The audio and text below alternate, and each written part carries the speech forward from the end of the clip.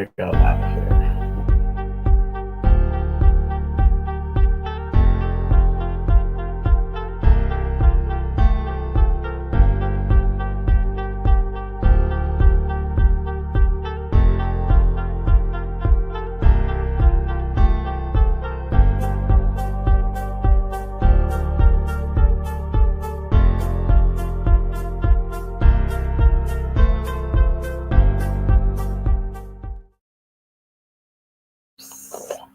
Islam, Islam, Islam.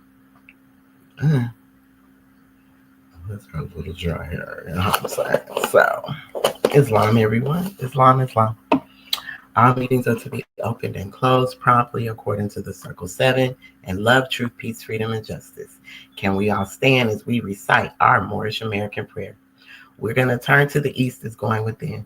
We put up 5 fingers on the left, 2 on the right, with our heels touching one another, standing on our square. Repeat after me.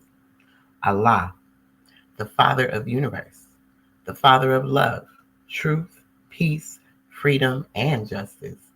Allah is my protector, my guide, and my salvation, by night and by day, through his holy prophet, Drew Ali. Amen. Islam, Islam. We're going to start this thing off with a nice poem before we read our laws, because I want to set the tone for what is going on today. As you see, the title says here now. And who is speaking when it says here now? So we're going to go over that, talk about that, but I wanted to bring this poem into this gathering today. It was inspired by someone I really love in the industry. Love her music, just love everything, her energy, everything about her. Like, and to even be able to be also a friend to one of her sisters. I always say Allah always tends to bring me into spaces with people. And a lot of times I could have liked these people or have noticed these folks or whatever, have enjoyed their music through the years or whatever. And somehow I end up either meeting them exactly, that person, or it's going to be somewhere in their family, whether it's a daughter, a son, a niece, a nephew, a sister, a brother. It's always something that brings that together. That's why I've been so gratefully blessed to be able to come in contact with the people I have through the years, through my career. So the song is called Black Girl, and it's by a sister named Tank. It's by a group called Tank and the Bangers, my favorite group. Real live, they play the instruments for real. She really sings. She really does that. Grand Rising, Grand Rising. Yeah, I guess you could say I am. Yes, I am. I am. I'm a mother. I'm a temple mother. I'm a mother over this temple and many others. Islam. So she has a song out called Black Girl. And in this song, she says, the black woman's always pulling up the community by her bra straps. So when I kept thinking of that, I was like, wow. So this is what prompts this poem. I call it the Asiatic woman. Braided strength with roots deep in the fertile soil. Black woman rise, a mighty toil. They pull their communities, thread by thread, a tapestry woven, golden headed, bra straps tugged, a symbol of might, lifting spirits, soaring high and bright. In every struggle, they stand their ground, a fortress of love, steadfast and sound. From kitchen tables to boardroom chairs, they shatter ceilings, conquer all fears. With wisdom, grace, and courage's fire, they ignite hope, a soulful desire. So let us honor their tireless grace, a legacy etched, a sacred space. Black woman, I say Asiatic woman, the backbone, strong and true, building futures, a vibrant hue. Oh my goodness, Islam. Do you know who I should contact? Because I have a lot of issues versus Georgia. I'm not sure what you're asking. If you could inbox me, follow me, inbox me your information, I can reach out to you and put you in contact with someone that can help you. Islam, Noble, Nobel. Yes. So yes, send me your inbox. Inbox me, send me your info, and I will connect you with who you should be able to speak with on that matter. Islam, Islam. So I wanted to read that poem because just more and more as you watch your sisters and you gaze over this world and you see women standing in the gaps of where no one else is standing. You see, of course, always seeing them ostracized, taken away, whatever's going on. It's always a sister involved. So that's why that poem was just so needed. And I wanted to bring it to this before we started this meeting because it's important for us to be recognized in all ways as this Asiatic woman, as the mothers, as the sisters. Islam, it's just being you. Let's celebrate you. Let's celebrate the woman. Islam.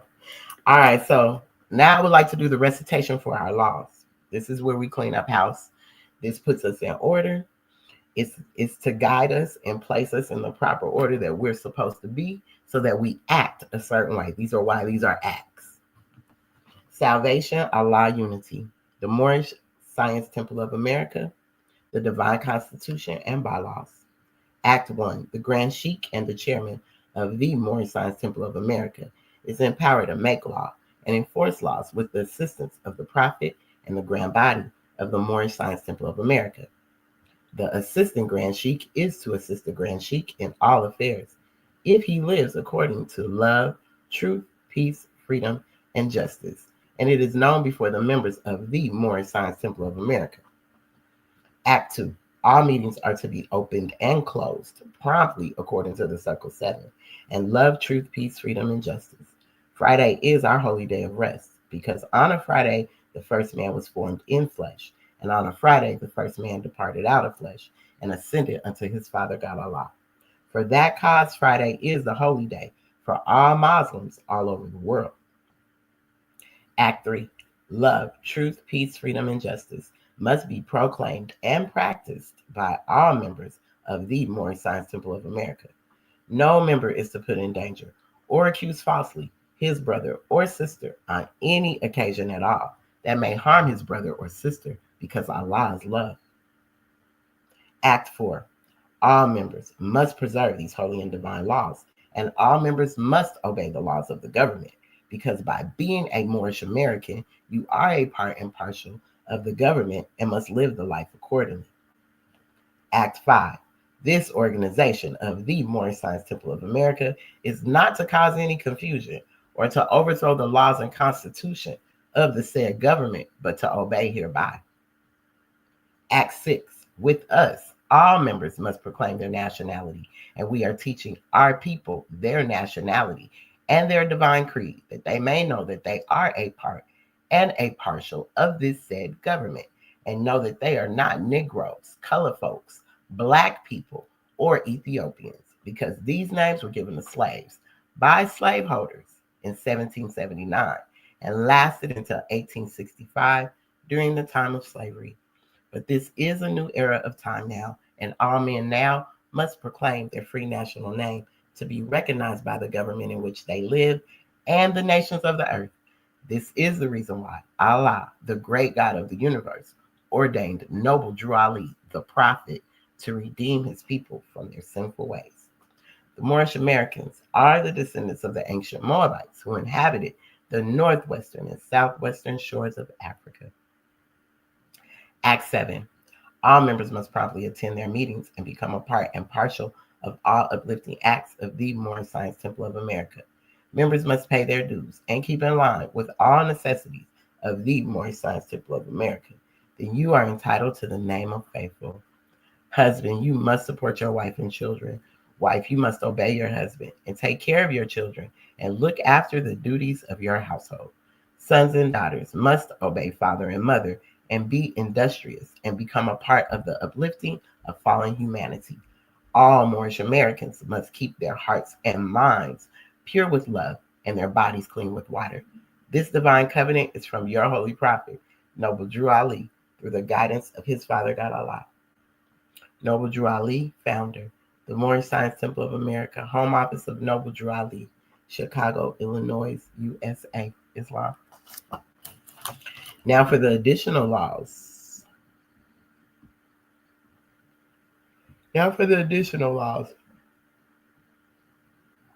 Oh, excuse me. Islam. Now for the additional laws. For Moorish Americans by the Prophet Noble Drew Ali. Act 1. The Grand Sheikh is the governing head of our temple.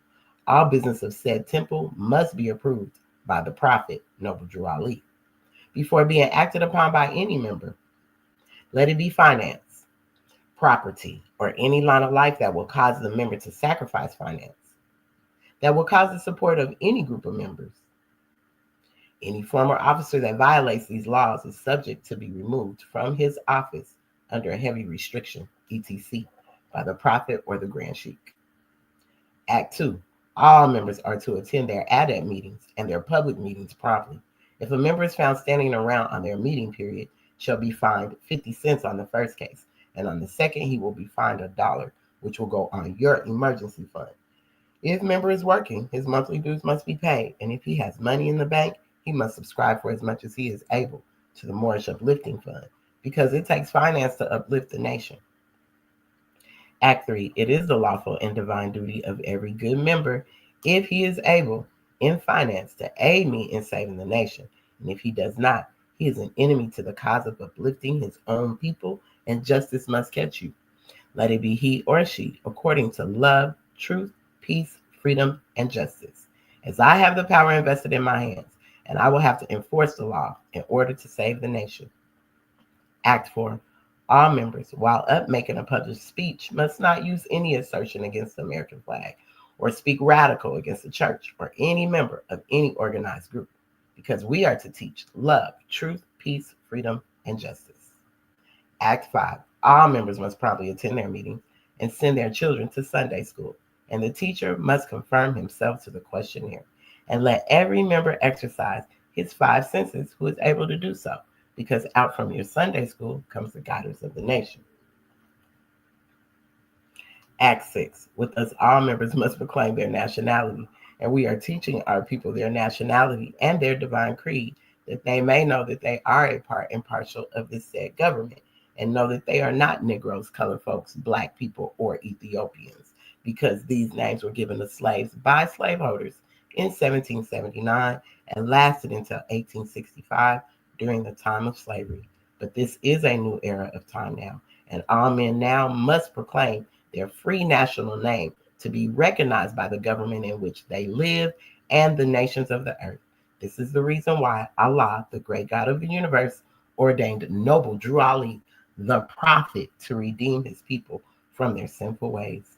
The Moorish Americans are the descendants of the ancient Moabites who inhabited the northwestern and southwestern shores of Africa. Act 7. All members must promptly attend their meetings and become a part and parcel of all uplifting acts of the Moorish Science Temple of America. Members must pay their dues and keep in line with all necessities of the Moorish Science Temple of America. Then you are entitled to the name of faithful. Husband, you must support your wife and children. Wife, you must obey your husband and take care of your children and look after the duties of your household. Sons and daughters must obey father and mother and be industrious and become a part of the uplifting of fallen humanity. All Moorish Americans must keep their hearts and minds pure with love and their bodies clean with water. This divine covenant is from your holy prophet, Noble Drew Ali, through the guidance of his father God, Allah. Islam. Islam. Islam. I would like to rise because I didn't give honors at first, so let me rise and give the highest praises to our Father God Allah, the Father of the universe, the Father of love, truth, peace, freedom, and justice. Also, Allah, the mother of the virtues and the harmonies of life that breeds justice, mercy, love, and right. Giving honors to both Father and Mother. Islam. I would like to also rise and give high holy honors to all the illustrious prophets for all the divine works that they brought unto us. Islam. Islam. Welcome. Hey, happy Sunday school. Out of your Sunday school comes the guiders of the nation. Yes, it does. So, I want to start. The title of this is Here Now and Who is Speaking. But I want to first start off talking about, because was it last Friday? I think it was last Friday. I said something on the live and somebody told me I was being radical and said I was. So I apologize if I was being radical about anything, but I never mean to be, right? But when we start talking truth, that's not being radical and that's not speaking anything bad when you're speaking truth. And there was a whole lot of truth behind what I said, because I can go and I can coin in, I can show you where that is a fact. Being the fact I've been in this industry that I've been in for over 30 years, I've seen it turn. I've seen us be pushed out. I've seen all of this take place. So none of it was a lie. All of it was true. So the last 3 chapters in this Holy Quran of the Moorish Holy Temple of Science, in one of these chapters of truth, chapter 46, talks about the beginning of Christianity. I'm bringing this one up first because we're going to travel back through so we can come up to this, to where I want to talk about these seeds that are planted. And even camelbacking off of my Friday Holy Day meeting in the Holy Temple of Science, how amazing that meeting was, and how me and my teacher were on the same wavelength. We were on the same energy pretty much. Just his was coming from a different way, but we were pretty much speaking on the same thing. Just beautiful the way he rounded it out, and the way I was able to go back and see, even from that class, how how our minds are really starting to, it's something, this energy that's moving is just beautiful. Well, you don't even have to see your brothers and sisters. You don't even have to be anywhere around them. Y'all could be on that same vibration. It's just beautiful. And it's happening more and more and more.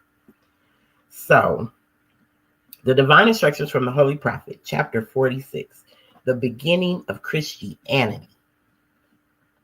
The foundation of Christianity began in Rome. The Roman nations founded the first church, of whom crucified Jesus of Nazareth for seeking to redeem his people from under the Roman yoke and law. Their Jubilee will be here next year. It's all over the news. CNN, everybody's speaking about it. The Roman Jubilee 2025. Jesus himself was of the true blood of the ancient Canaanites and Moabites and the inhabitants of Africa, seeking to redeem his people in those days from the pressure of the pale-skinned nations of Europe. Rome crucified him according to their law. Then Europe had peace for a long time, until Mohammed I came upon the scene and fulfilled the works of Jesus of Nazareth. The holy teachings of Jesus was to the common people, to redeem them from under the great pressure of the hands of the unjust, that the rulers and the rich would not oppress the poor, as also that the lion and the lamb may lay down together, and neither would be harmed when morning came. These teachings were not accepted by the rulers, neither by the rich, because they loved the principles of the 10 Commandments. Through the 10 Commandments, the rulers and the rich live, while the poor suffer and die. The lamb is the poor people. The lion is the rulers and the rich.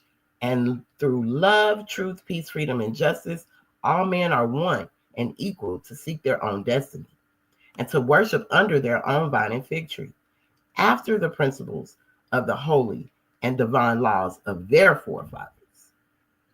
All nations of the earth in these modern days are seeking peace. But there is but one true and divine way that peace may be obtained in these days, and it is through love, truth, peace, freedom, and justice, being taught universally to all nations in all lands. The beginning of Christianity, and we are to teach this.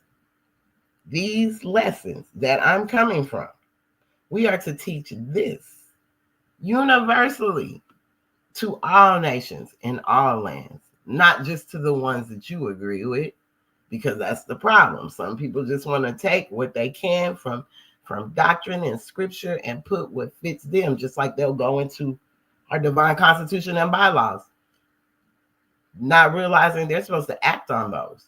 But most people, maybe they'll just take the ones out that fit their lifestyle. Sometimes taking even out the tools that fit your lifestyle, taking out the lessons that fit your lifestyle, opposed to you studying these lessons and applying them to your life. So even when he talks about the beginning of Christianity, he tells us what we need to do. Because with teaching this, we can help this issue that's going on. The lamb is the poor people, and the lion is the rulers and the rich. And to this day, this is happening. The rich people get to rule the government and never have been in government before. But because their money can buy them in there, their money can put them there. They don't have to have the experience. It's their money that puts them there. It's their dollar that puts them there. Islam. And so I'm going to go to chapter 5, because out of chapter 5, I wanted to talk about chapter 46.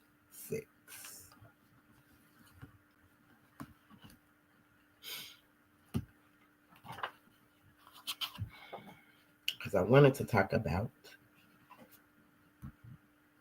15 in chapter 5, the divine instructions from the Holy Prophet.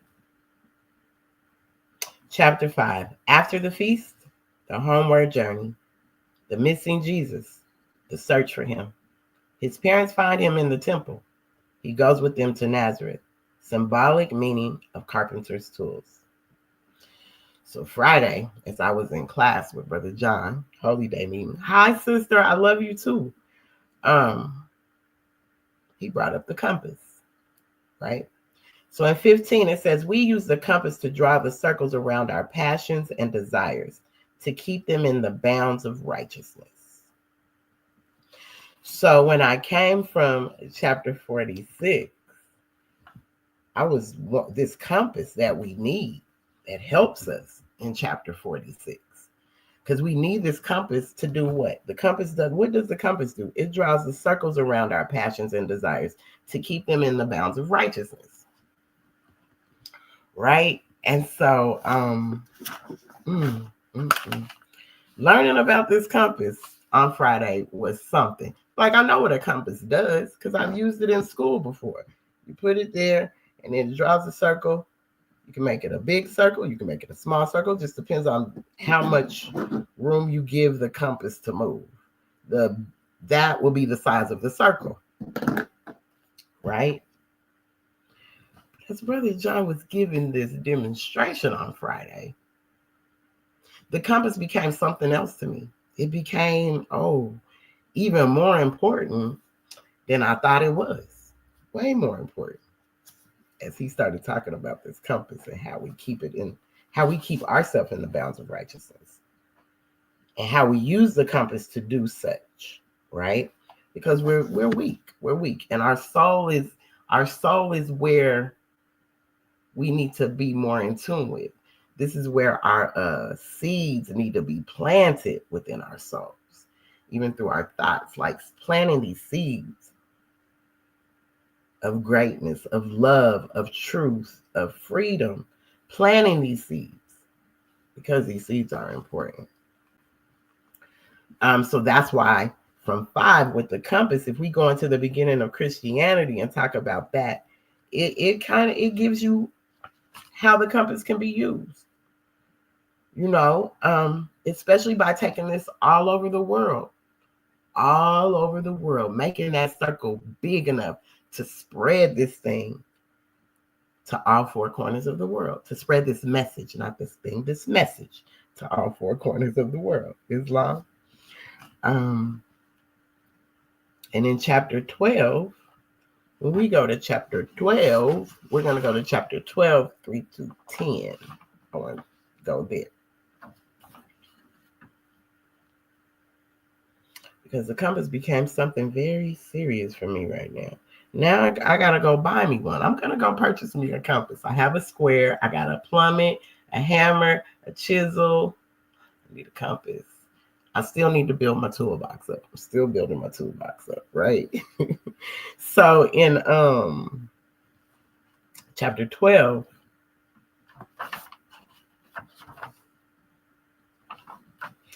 in chapter 12, my book be going kind of crazy here because I gotta remember where we are. In chapter 12, I want to start reading from 3 to 10. And Jesus spoke to one and said, "Why are you all so sad? Have you no happiness?" The man replied, "We scarcely know the meaning of that word. We toil to live and hope for nothing else but toil. And bless the day when we can cease our toil and lay down and rest in Buddha's city of the dead."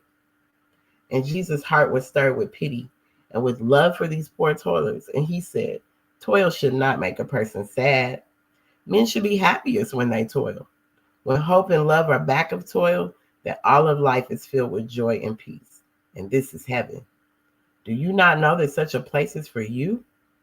The man replied, "Of heaven we have heard, but when it is so far away, and we must live so many lives before we can reach that place."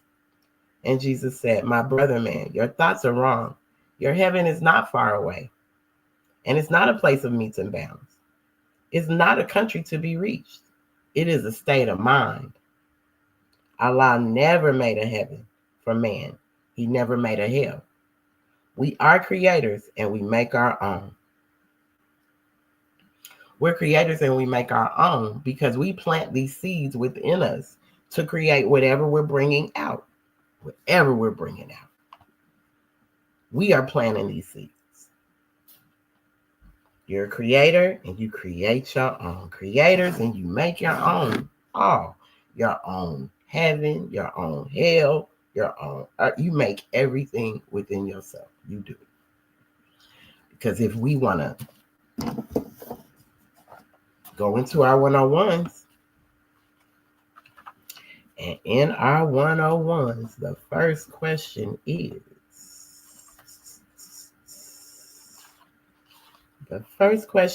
in our 101s. Quran questions for Moorish Americans. 1, who made you?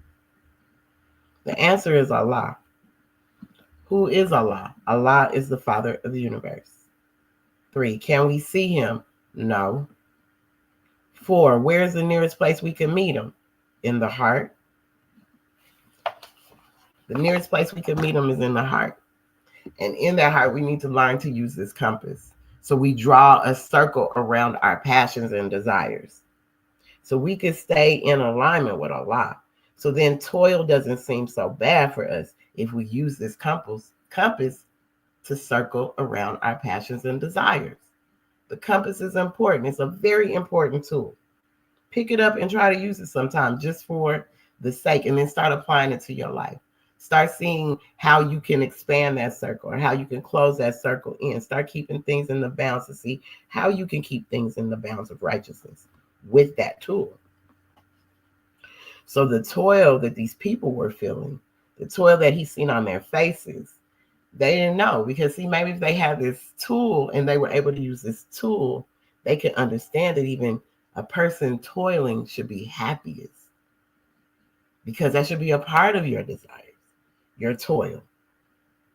But you should be happiest when you do that. So have you found something that you toil for that makes you happy? Because you shouldn't just be toiling. This is why people show up to their jobs and they're not happy with them, because they're toiling, doing things really that bring them no joy in life. It really has not planted a seed within them to help their soul be rejoiceful. So they're not rejoicing when they toil. They're just upset. They're mad. They're frowning. How was your day? It was all right. Just that job. Oh, I got to get up and go to that job. Toiling and not even being happy about the toil. But those are blessings, and these are seeds you have planted. And these are probably things you have asked for. And just because they didn't show up in the way you wanted them to, doesn't mean that the seed didn't harvest. And if it didn't show up in the way you wanted to, and it's all bad, maybe you planted a bad seed. Maybe the seed that you were planting, you weren't cultivating it, you weren't taking care of it, you weren't loving on it. So when you don't take care of the seed, it's not going to unfold correctly. It's not going to unbud into the most beautiful flower because you didn't take the time. We got to toil a lot of times for these things.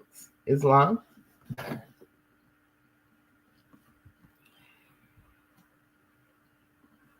Another place where I want to talk about, we talk about the soul. Because the soul is what I'm getting to about these seeds being planted in our souls and the seeds that we tend to plant in our own souls. Nobody planted them there. We planted them there.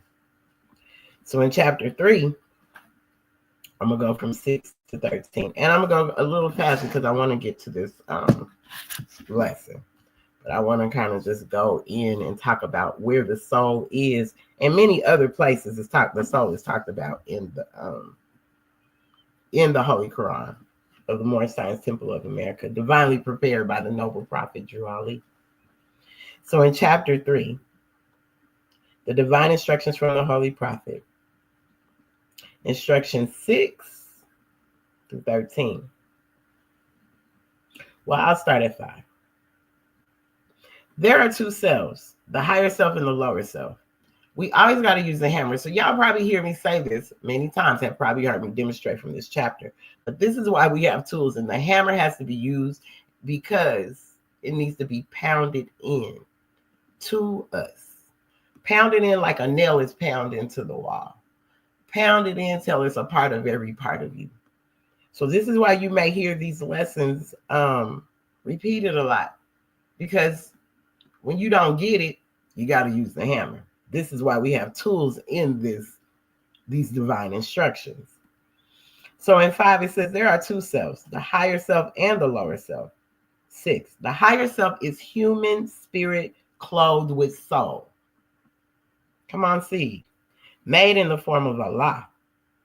The lower self, the carnal self, the body of desires, is a reflection of the higher self, distorted by the murky ethers of the flesh. The lower self is an illusion and will pass away. The higher self is Allah and man and will not pass away. The higher self is the embodiment of truth. The lower self is truth reversed, and so is falsehood manifest. The higher self is justice, mercy, love, and right. The lower self is what the higher self is not. The lower self breeds hatred, slander, lewdness, murder, theft, and everything that harms. The higher self is the mother of the virtues and the harmonies of life. The lower self is rich in promises, but poor in blessedness and peace. It offers pleasure, joy, and satisfying gain, but gives unrest, misery, and death. It gives men apples that are lovely to the eye and pleasant to the smell. Their cores are full of bitterness and gall. All through their higher self, lower self.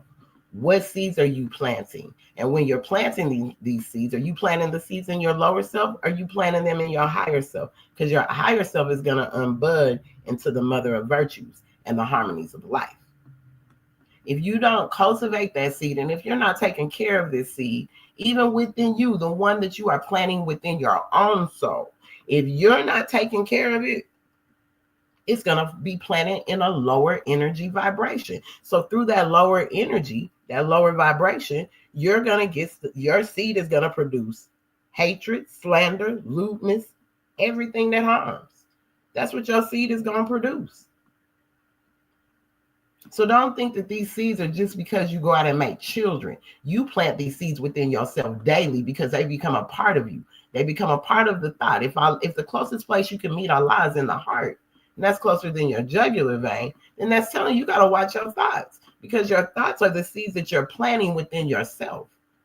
This is why the compass is important. This is why you have to use the compass in order to keep your desires in bounds of righteousness. This is why that compass is so important. Because without tools, without you physically seeing something, it's not like you're going to use it within your mind unless you're just really, you have really trained yourself to do so. So that's why I say maybe going to pick these tools up, going and purchasing these tools. Go purchase a compass. so we can start studying how that compass works. You know how a hammer works. Let's see how the compass works. How can we get that? Because we'll sit on that hammer a long time and forget there's other tools that need to be involved here. Islam. All right, so in chapter 2, the divine instructions from the Holy Prophet, chapter 2, the education of Mary and Elizabeth in Zone, Egypt. If you haven't seen the movie about Mary, go watch it. You'll find out that Elizabeth was her auntie and they were pregnant at the same time. Chapter 2. And I'm going to go to instructions 16 and 21. 16 to 21. 16 to 21. Now, Mary and Elizabeth have been marveled because they're about to, they're giving birth to some amazing sons, long promised sons. And they were ordained to lay a solid rock, a sure foundation stone on which the temple of the perfect man shall rest, a temple that shall never be destroyed, right? So in 16, it says, we call these sons revealers of the light, but they must have the light before they can reveal the light. And you must teach your sons and set their souls on fire with love and holy zeal and make them conscious of their missions to the sons of men. That is a duty for each and every one of us to plant these seeds that we need to plant so that we can teach our sons and set their souls on fire with love and holy zeal and make them conscious of their mission to the sons of men. We all have a mission. We all have a mission because within us, man and Allah are one. So we're all on a mission here. We're all on the same mission. So making you conscious of your mission to the sons of men.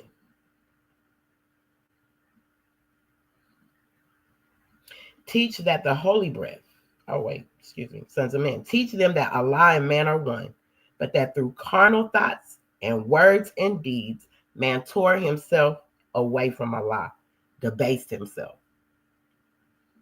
Teach that the holy breath would make them one again, restoring harmony and peace. So, teach them that Allah and man are one. Teach your children this. Teach your children that Allah and man are one. Because see, through carnal thoughts and words and deeds, those seeds, carnal thoughts, a seed, word coming out your mouth, the deeds, the actions so through the seed you planted, the words you spoke, and the deeds behind it, tore you away from Allah. It debased you. You debased yourself. We've debased ourselves from Allah. Not the cause of no one else. You've debased yourself. So this is why you got to teach. Teach the holy breath. Teach the holy breath. Well, what is the holy breath? What is the holy breath? The holy breath. Let's go in here and we're going to go to our 101 so we can.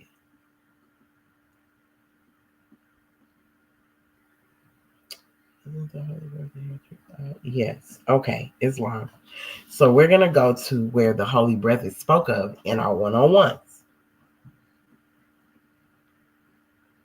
And we're going to start at question number 46. 46, chapter 46 is all about telling the truth.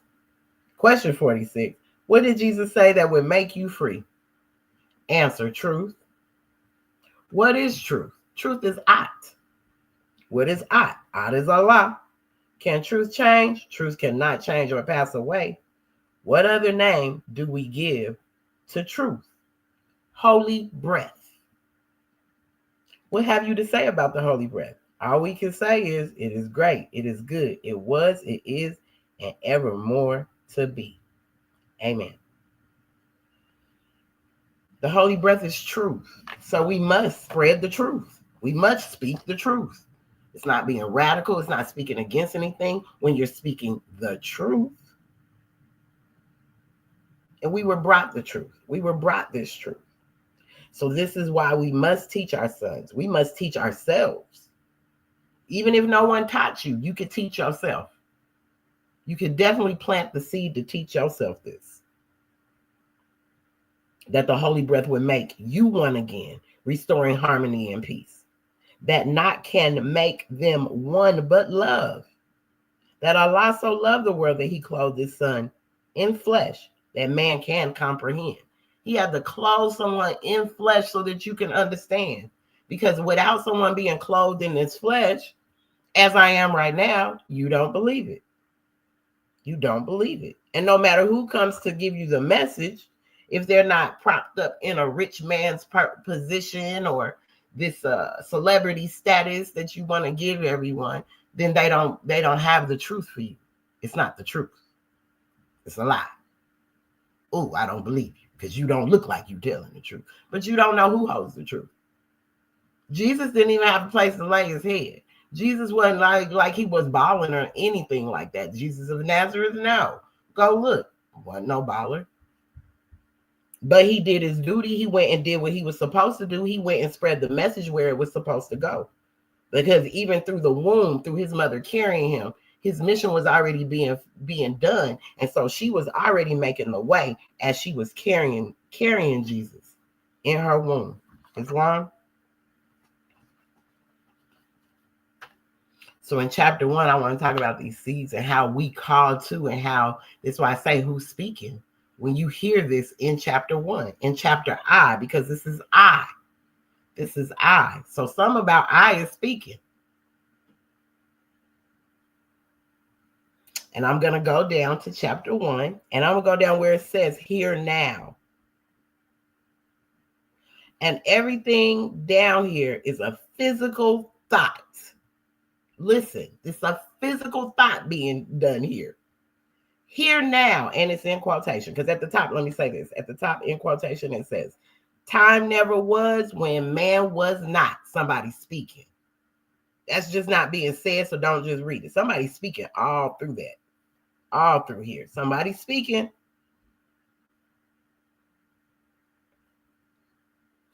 And I'll start where it says here now, ye cherubim, ye seraphim, ye angels, and ye men. Now right there, Allah's speaking. The higher essence, the higher self, the embodiment of truth is speaking there.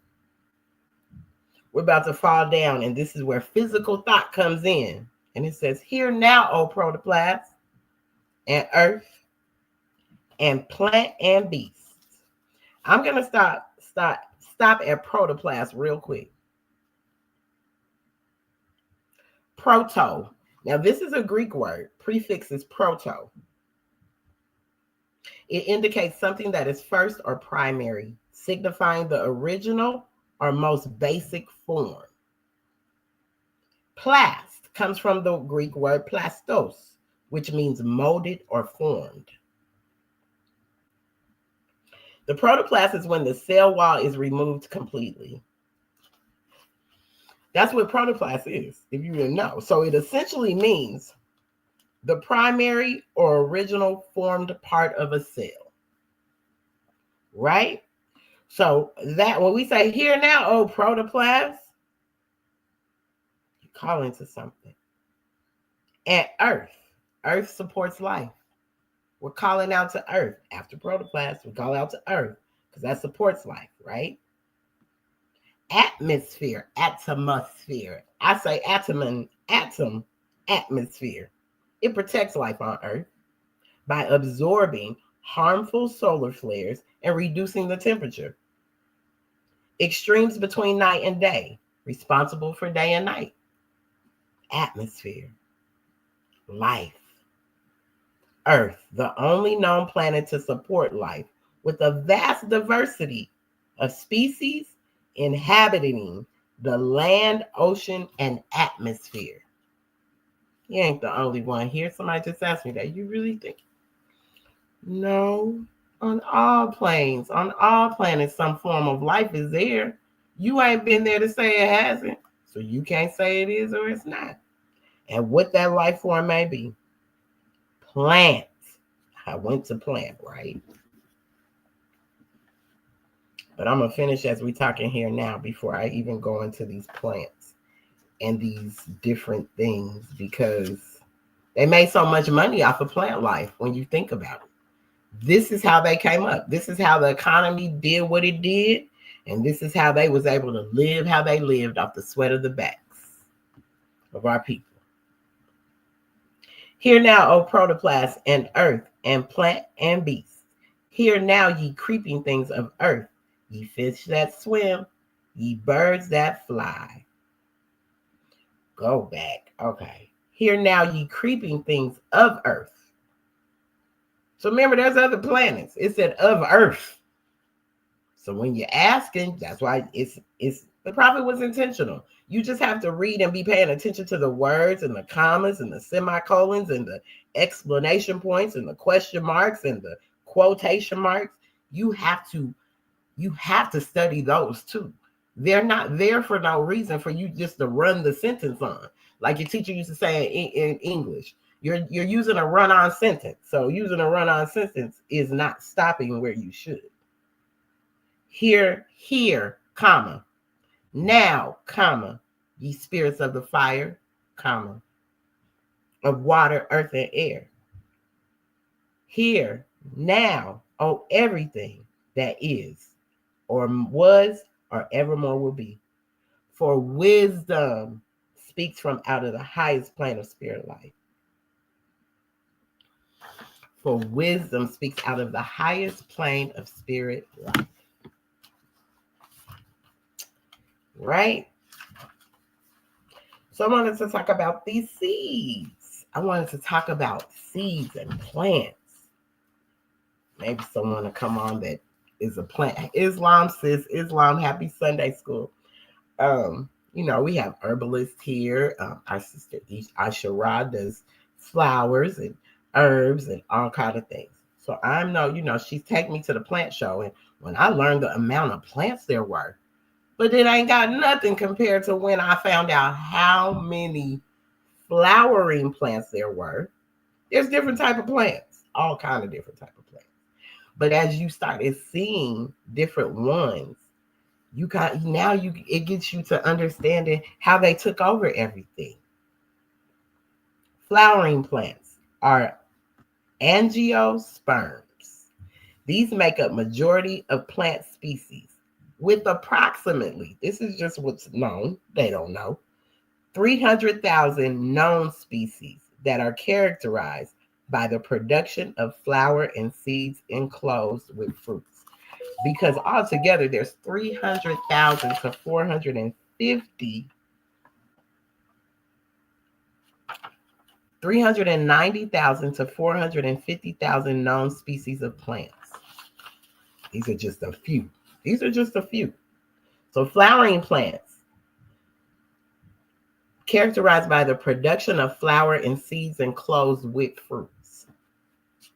You got conifers and other gymnosperms. These are seed-producing plants that do not form flowers. And there are around 1,000 known species included. Pine, firs, and cycads, I think that's what I'm saying. Then you got ferns and alleys. Ferns are non-flowering plants that reproduce via spores. There are about 12,000 known species of ferns. Then you got mosses and bryophytes, which are small non-vascular plants that thrive in most environments. There is around 20,000 known species of mosses. Then you got algae. Algae, while often not considered a plant, is usually separated from plants. Algae is crucial to many ecosystems. There are thousands of species ranging from single-celled phytoplankton to large seaweeds. That's that algae. While discovering of new plant species continues as researchers explore diverse ecosystems around the world, from tropical rainforests to ocean depths. So some of these don't have seeds, but that flowering plant has a seed that it produces. It has a fruit and a flower. These seeds, even when it came to cotton and things like that, these were seeds. They use these. This is how they took.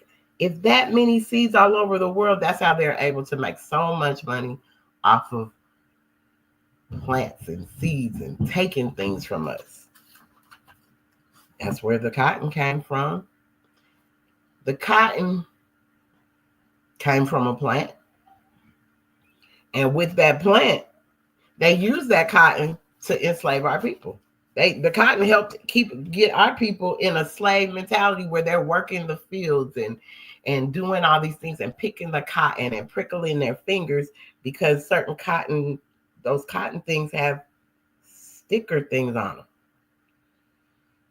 Some of them, not all of them. I just remember certain ones around where we grew up that grew, and you'd be stuck. The stickers stick to you, even as much as you want to grab it, right?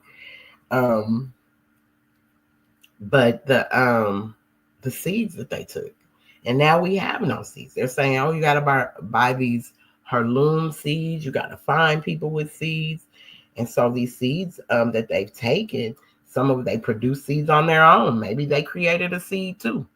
We don't know. But what seeds are you planting? What seeds are you planting? And how are you cultivating? How are you taking care of them? Because some of these plants, you have to take care of them. Some of them, you don't. Some plants can take care of themselves. But then you got plants that you have to take care of. That if you don't, they'll shrivel up. They won't exist. You got one, let's see, the snake plant. These are plants that are good for your house, indoor and low maintenance. You got the snake plant. This plant is almost indestructible. It tolerates low light, irregular watering, and can handle some neglect. But it's great for improving indoor air quality. You see, it got its highs and its lows. It's got a higher self and a lower self. It can handle some neglect, but why would you want to neglect anything? A spider plant is a classic favorite. Spider plant are easy to grow and care for. They do well in direct light and prefer to dry out between waterings. These things got some personalities. The pothos.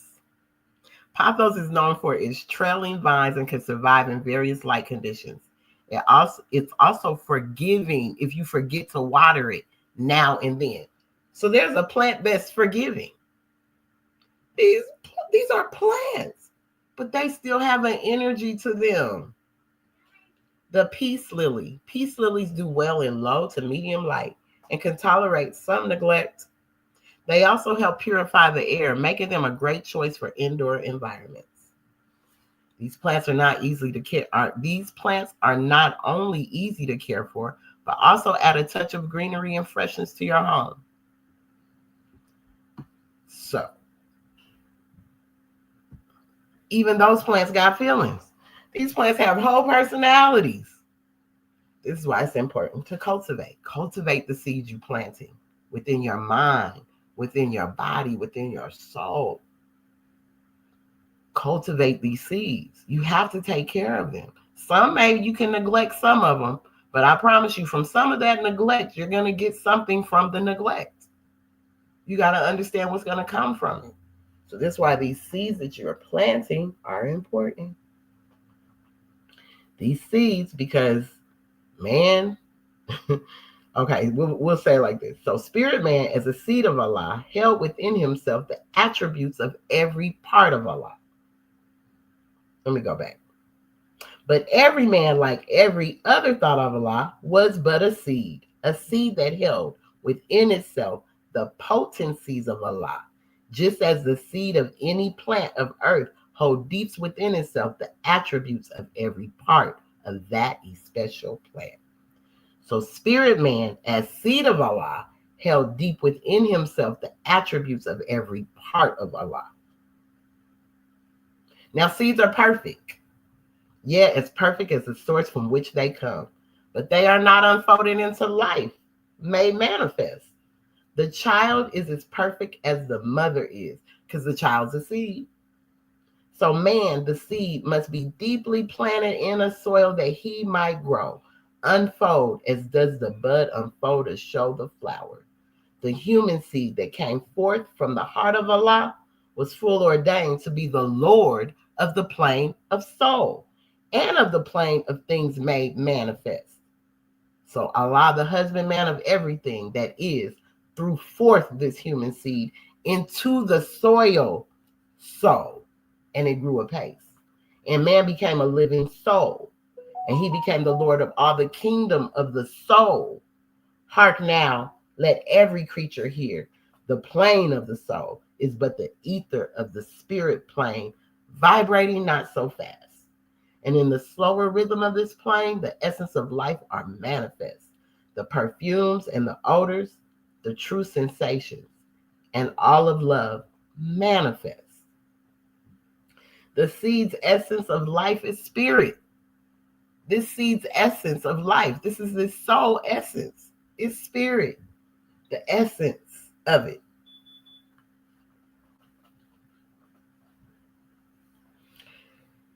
So with this,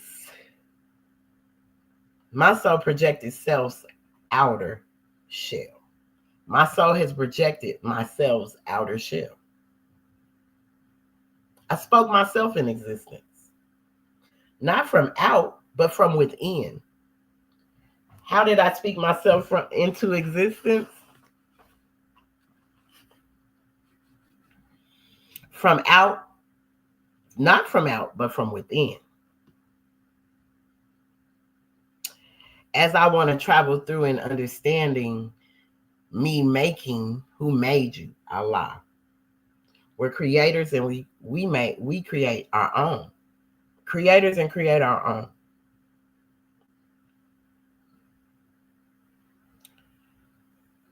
And in understanding this, being the creator and creating our own, we have to learn how to dig deep into things to find ourselves. So even digging under this rocky soil of our brain to find ourselves. But we got to dig deep. It can't be a scanting digging. You have to take your time and be gentle. Some plants you can't just uproot them because they'll die. Sometimes you have to take your time in pulling them up. That's what I learned from my sister that's a farmer, that has a farm. When we would be moving things, she's like, the gentleness of pulling them up, like don't just go in and dig, but just gently get them up off of the ground. You got to take your time. So even taking your time with yourself, even taking time with yourself. So when I talk about this rocky soil, that how we can start tapping into finding our true selves and tapping into this truth that hides within, that's within us. It's hidden within us because we haven't brought it out. That's why I say I spoke myself in existence, not from out, but from within.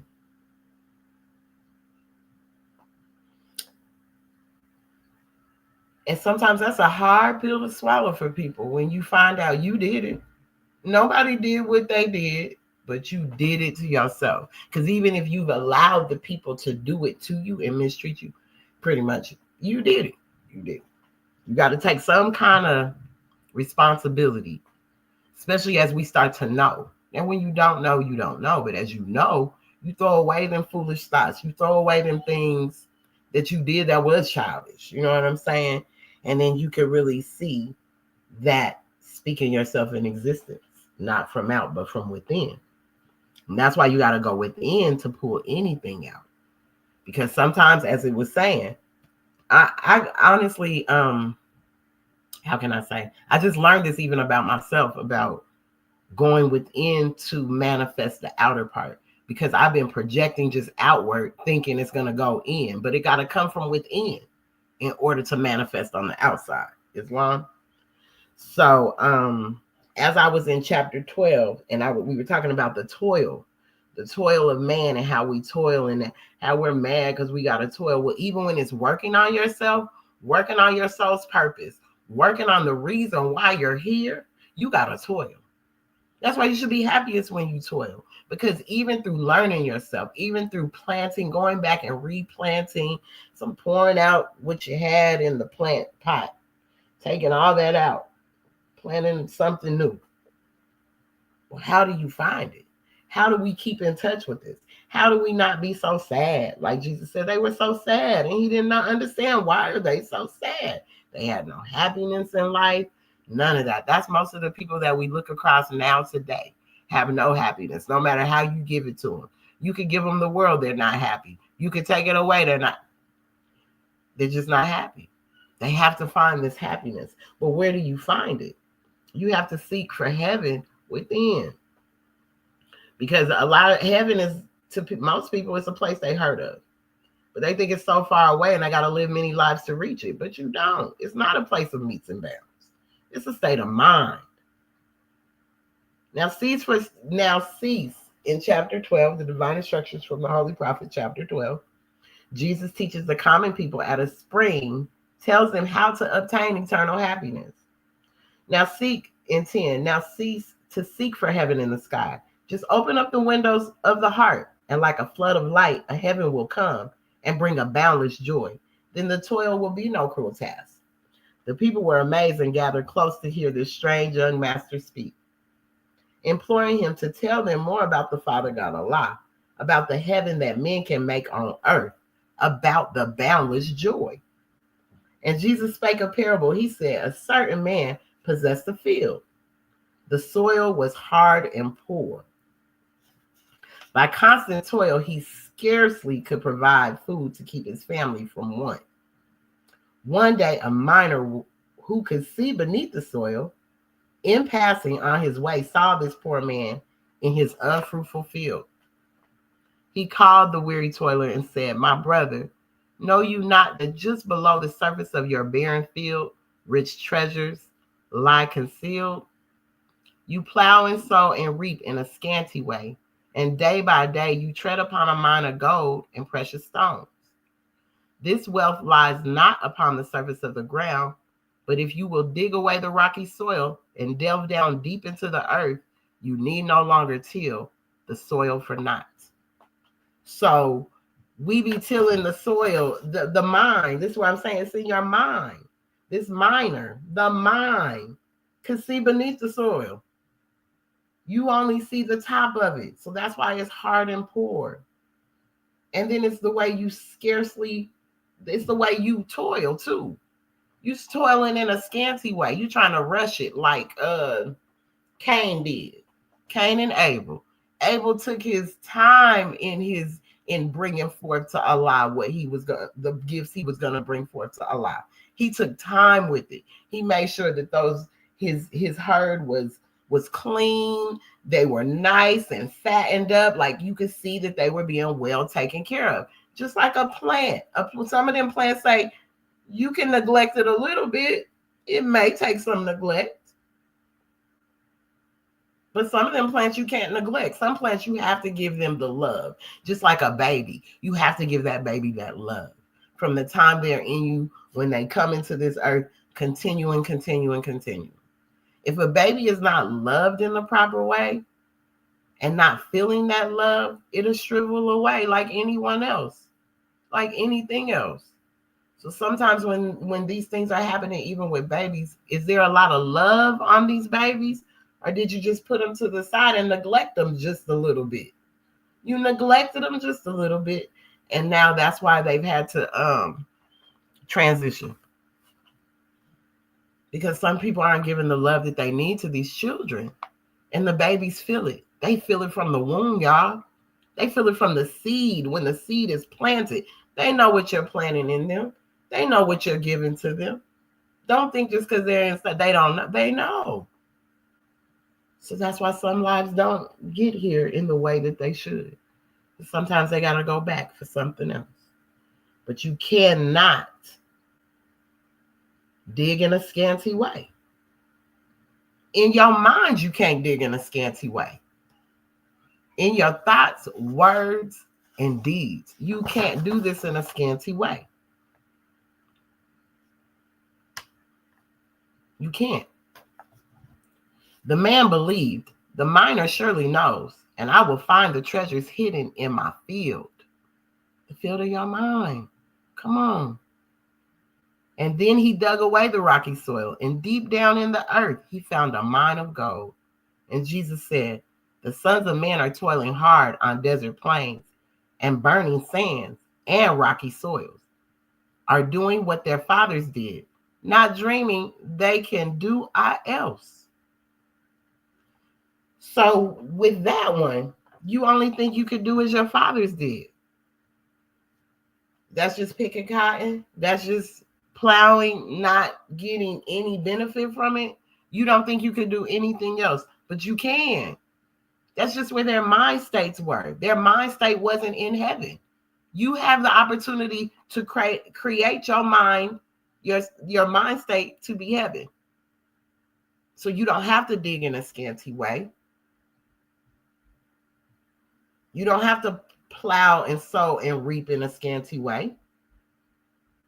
Because under there is a mine of gold and precious stones. Take your time. As I said, Cain was lazy about his stuff. Starts asking me these questions about Adam and how really did he just name things and he did nothing else?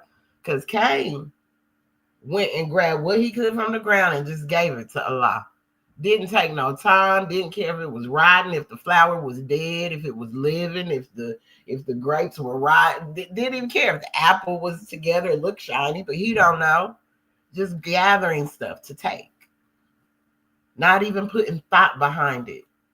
But that just shows how you think about yourself.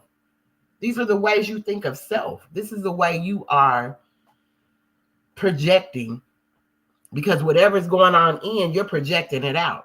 So this is what you're projecting with your outer shell, this rocky soil. Have no hope, had no hope. But hope backed with love, man, we could do this thing. Toil backed with hope and love is heaven. It's not dictated by the soul, but the Europeans stopped us from thinking. That's why I went to the beginning of Christianity first, because that's who stopped us from thinking for ourselves. That's who started planting these seeds in our souls so that we don't think for ourselves, we don't understand for ourselves, we don't willing for ourselves, and we're not reasoning. Thinking, understanding, reasoning, and willing, those are the actions of the soul, which the Europeans stopped us from thinking. So it's detached us from our souls. Our soul, literally, just by stopping us from thinking. Because we thought, oh yeah, the 10 Commandments is for me. Oh yeah, this is for me. Not going back. Saying, Jesus of Nazareth, my brother, that was of the ancient Canaanites, Hamathites, Amorites, Moabites, all of these things. And when the Europeans stopped us from thinking, Allah constantly brings us a prophet to bring us back to this. He brought someone who could see past the rocky soil. He brought someone even to us that could see past the rocky soil of our own minds. And that was Prophet Noble Drew Ali, the founder, to start it. Then other prophets came after through the Spirit. Spirit don't die. What makes you think the Spirit dies? What makes you think that it stopped there? Spirit continues. Spirit continues to live. It has not went anywhere. So even Prophet Noble Drew Ali, the founder, Spirit has not went anywhere. And when it went into Brother Prophet and all the other prophets after, it's the Spirit. It ain't got nothing to do with the person. And y'all still tapping into this person, this physicality, this physical person. Because you're the creator and create your own. So you're only creating and calling what you want in your into your being, into your space, into your reality. So all you can do is come off of a person's form. And that's what you're chasing. You're chasing the form of something that's not here anymore. Even when we go and look at our loved ones laying in their tombs in their grave, they're not there. The spirit has to be gone. I feel Prophet Noble Drew Ali's spirit left before they could even put him in the box. Islam, because that's how quick spirit moves. Spirit knows how to move. Spirit moves nice too. Islam. So we're creators and create our own. Your higher essence things, if that's love, truth, if that's all of what the higher self breeds, that's what you're doing. If you're just in your lower self and it only breeds all destruction and everything that harms, then those are the seeds you're planting. And you're out of your mind when you disconnect from your soul. You're totally out of your mind when you disconnect from your soul. I just told you the actions of the soul are thinking, so your mind thinks. This is why the miner had to come to show you're going in a scanty way. You're plowing and sowing and reaping in a scanty way because you've been disconnected from your soul. You are out of your mind. So what is the soul? What is the soul? What is the soul? The soul is a substance far too fine for fleshly eyes to see. The soul is a substance far too fine for fleshly eyes to see. Hold on, let's go here.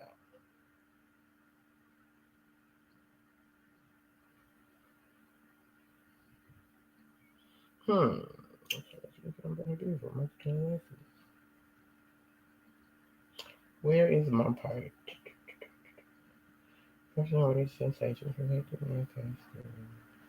Okay, I'm trying to find this part without a false soul.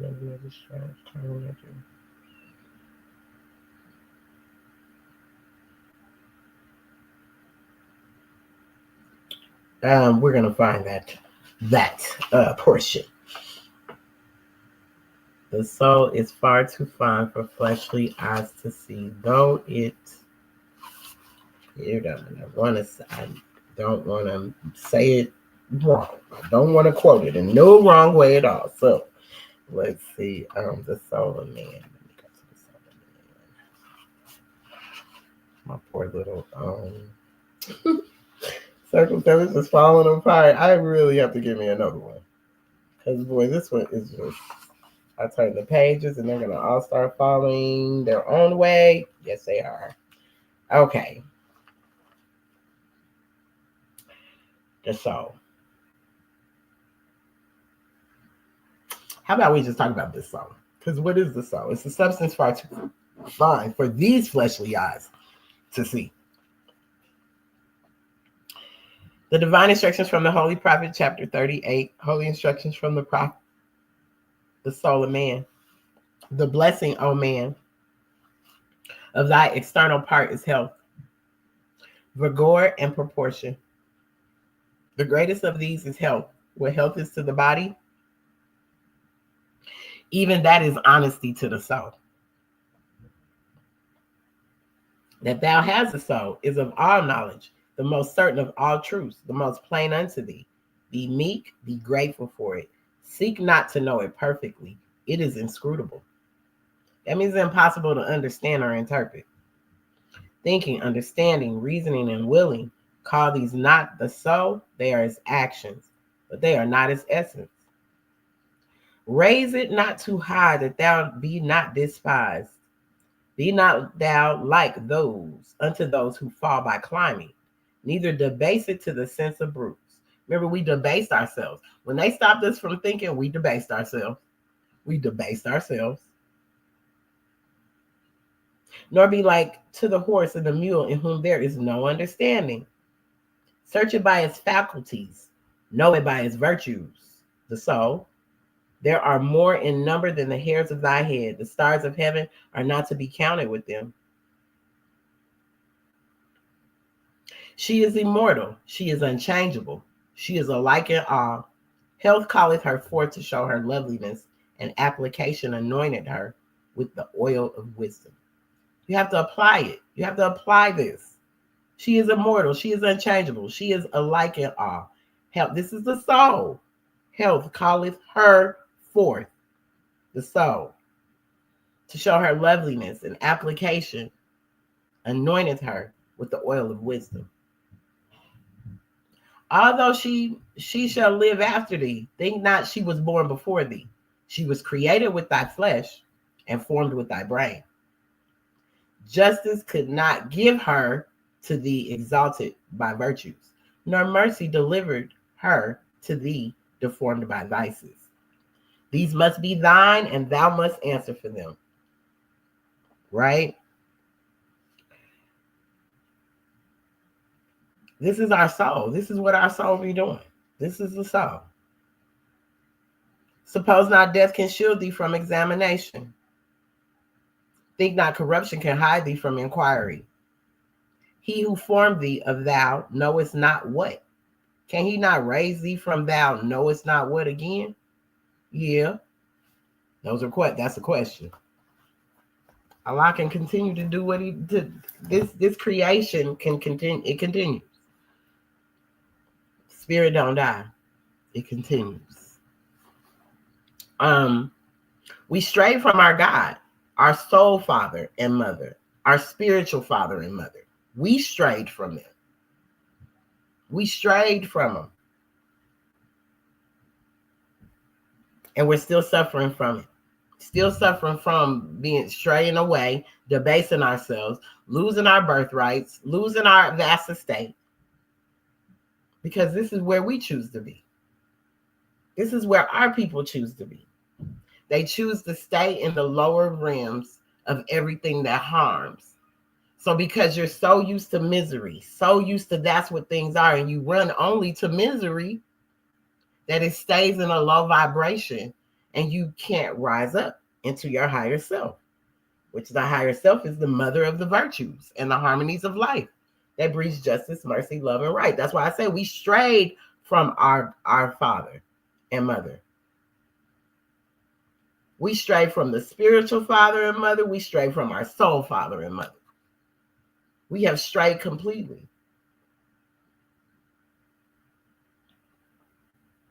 Because if we didn't, we would be showing up differently with each other and for each other. We're still suffering. Truth is not agitating. That's why I read chapter 46 when I first came on. Because truth is not agitating. That's why someone was saying it was an agitating speech. No, that's not agitating. That's telling the truth. If the truth is there, it's not agitating. Truth is not judgment either. Truth is truth. Truth never changes or passes away, no matter what.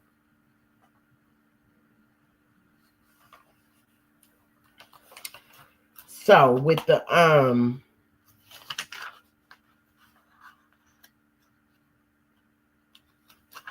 as I was talking about this compass, right? Because truth is not agitating. We live love, truth, peace, freedom, and justice. Truth is one of our principles. So we're not out here telling the truth, and what are we doing? We're telling a lie. So truth does not change or pass away. Truth is At. At is Allah. Truth is holy breath. So when you're bringing the truth and you're speaking the truth, that's the holy breath. You're doing the work of your Father. It's not about you. It's never been about you. You're doing the work of the Father. You came here for a specific purpose. Find out what your soul purpose is. Find out what that soul's purpose is. I'm gonna give you a tool where you can find your soul's purpose. Tap into yourself. You might not like what it says, but it'll help you. It's a tool. All these things we have around us are tools, whether they're tarot cards, whether they're pendulums, whether they're whatever they are, whatever you do, they're tools. Our scriptures are tools. That's why there's tools spoken about in the scriptures. Use your tools. Get this compass, because this compass draws circles around our desires to keep them in the bounds of righteousness, right? In addiction, use your compass. Use the compass to draw a circle around your passions and desires. Make that circle smaller. Make craving smaller. Make it smaller and smaller. Because with the compass, you can make a big circle or you can make a tiny circle. The big circle, you're going to have too much stuff that you can put in that circle. Too much going on. That's why they say, the circle's getting smaller. My circle's getting smaller. They using the compass. They telling you right there, even through some of this rap music, They're using the compass because my circle's getting smaller. That's going to help you keep your addictions in the bounds of righteousness. Now, there is healing in everything. There's healing in everything. There's a healing in everything.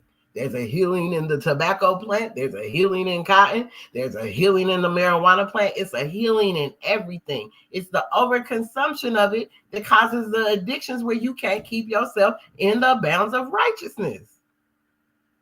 If we use them tools, because those are tools too, for the betterment, you can find the healing properties in these things. You can find healing properties. You're always looking at the bad because it becomes an addiction. So through these addictions, whether you addicted to women, you addicted to whatever, the bad music, whatever you're addicted to, sugar, your addictions are addictions. It could be sugar, it could be cereal, it could be milk, it could be the most oddest thing that you don't think you have an addiction because it's not considered a drug, quote unquote. But you can still have some form of an addiction. Use the compass. The compass can free us. The compass can free us in so many ways. Use that compass. Make your circle smaller. Even if it's you allowing too many people into your circle, that can be addictive. Trying to help everyone else with their issues and forgetting about yours. That's an addiction. Make your circle smaller. Get your compass and learn how to make a smaller circle so you can keep your desires and all of these things in the bounds of righteousness. It's nobody's fault. You're creating and making your own mess through your thoughts, words, and deeds. You got to watch the seeds you plant in your thoughts. Because as soon as it becomes a thought, it's coming out your mouth. What comes up, come out. You done planted a seed and didn't even take the time to cultivate the seed. Think about the seed being planted. Love on the seed. You just put it there and let it come out. And then when anything flies out your mouth, then you're saying things that you wish you could take back. The compass. Use the compass to help you cultivate. Use these tools to help you do what you need to do. We can free ourselves with these tools. Let's learn to use them properly, though. Use them properly. Like I said, I looked at the compass. Sure did. Looked at the compass a few times. And it took me back was my math class. Like the compass. Okay. But as soon as my teacher broke it down on Friday, I had to remember that compass sure does do that because I haven't used it since the 6th grade. Whoa, that compass does do that. But instead of thinking you got to make your circle bigger, because that might have been what you were getting from the compass in the way it works. Ooh, let me make my circle as big as possible because then, I could get all these things in this circle. No, that ain't the way you do it. It's not the way you do it. No.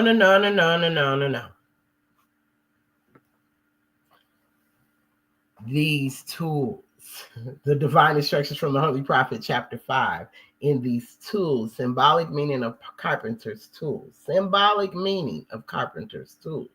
You use these tools symbolically, but a lot of times you need to put one in your face to really know it's real. That's why he said he had to clothe. He had to clothe that amazing spirit in flesh. He had to clothe it so it could come. So, because you wouldn't have never known it. Symbolically, if it was just symbolically, you ain't listening. But he had to bring some tools. He had to bring a person in flesh so that you could actually see these things for yourself with your eyes. Because as I say, the soul is a substance far too fine for these fleshly eyes to see. So we use the square to measure all of our lines to straighten out the crooked places of the way and make the corners of our conduct square. We use the compass to draw the circles around our passions and desires to keep them in the bounds of righteousness. We use the axe to cut away the knotty, useless, and ungainly parts and make the character symmetrical. We use the hammer to drive home the truth and pound it in until it is a part of every part. We use the plane to smooth the rough, uneven surface of joints and block and board that go to build the temple for the truth. The chisel, line, the plummet, and the saw all have their uses in the workshop of the mind. And then this ladder with its trinity of steps, faith, hope, and love. On it, we climb up to the dome of purity and life. And on the 12-step ladder, we ascend until we reach the pinnacle of that which life is spent to build the temple of perfected man. Those are the tools we must use. Each one is important. Each one has its duty. And our duty is to use them for the betterment of ourselves. For the betterment of ourselves. If we go back and we can look at the story of Jesus that was hung on the cross, even they used a hammer to nail in the nails into the cross. If you go back and even look at that, they were using these tools. They were getting him, took his crown off, put that thorn on his head. You know, you look at all these things that was still made in a circle, still took a compass to make that, to destroy him, to take him down, the body. So you think of all these tools that you come across every day. Go through Home Depot and just go look at them. If you just can't even afford one or two, go to the pawn shop and buy you some. Get in touch with these tools. How can you use them in your life? How can you use the square to help you to measure all of your lines, to straighten out the crooked places of the way? How? Instead of just reading it, use it. Show us how we're able to apply this to our life. Because many times we get on here and we're just talking and we're just so-called teaching people, but are we really showing them? You know, through instruction, are you showing? Are you really being the message you bring? Come and show us. A lot of these men out here that are carpenters and things like that, show us the proper way to use the tools. So then in turn, we can internally take them in and use them from within. Even though this is an outer surface, we can take them and use them within, because you have to pull everything from within to come out. That's what we must do. I'm going to read y'all something about me that I just found out. I'm not going to read the whole thing, but I have found out some really interesting things about myself. But it made sense. Did I necessarily like what was being said? I cried. It's not that it was a bad thing. I cried though. I did cry because it was a revelation. It wasn't even something that just made me sad. It was just a revelation in saying, oh, this is who I am. So there is something called let me see, where are we at? It is something called a gene key. A gene key, and you can find your gene keys. You go online and do the homework on yourself, and they're called gene keys, right? And so it goes off your name, your birthday, where you were born, all of these things to kind of gives you insight on what's going on. So this one is my purpose. And I've said this many times, but this is my first time even coming to this, because I have a sister that uses a lot of tools, but her tools are for the betterment.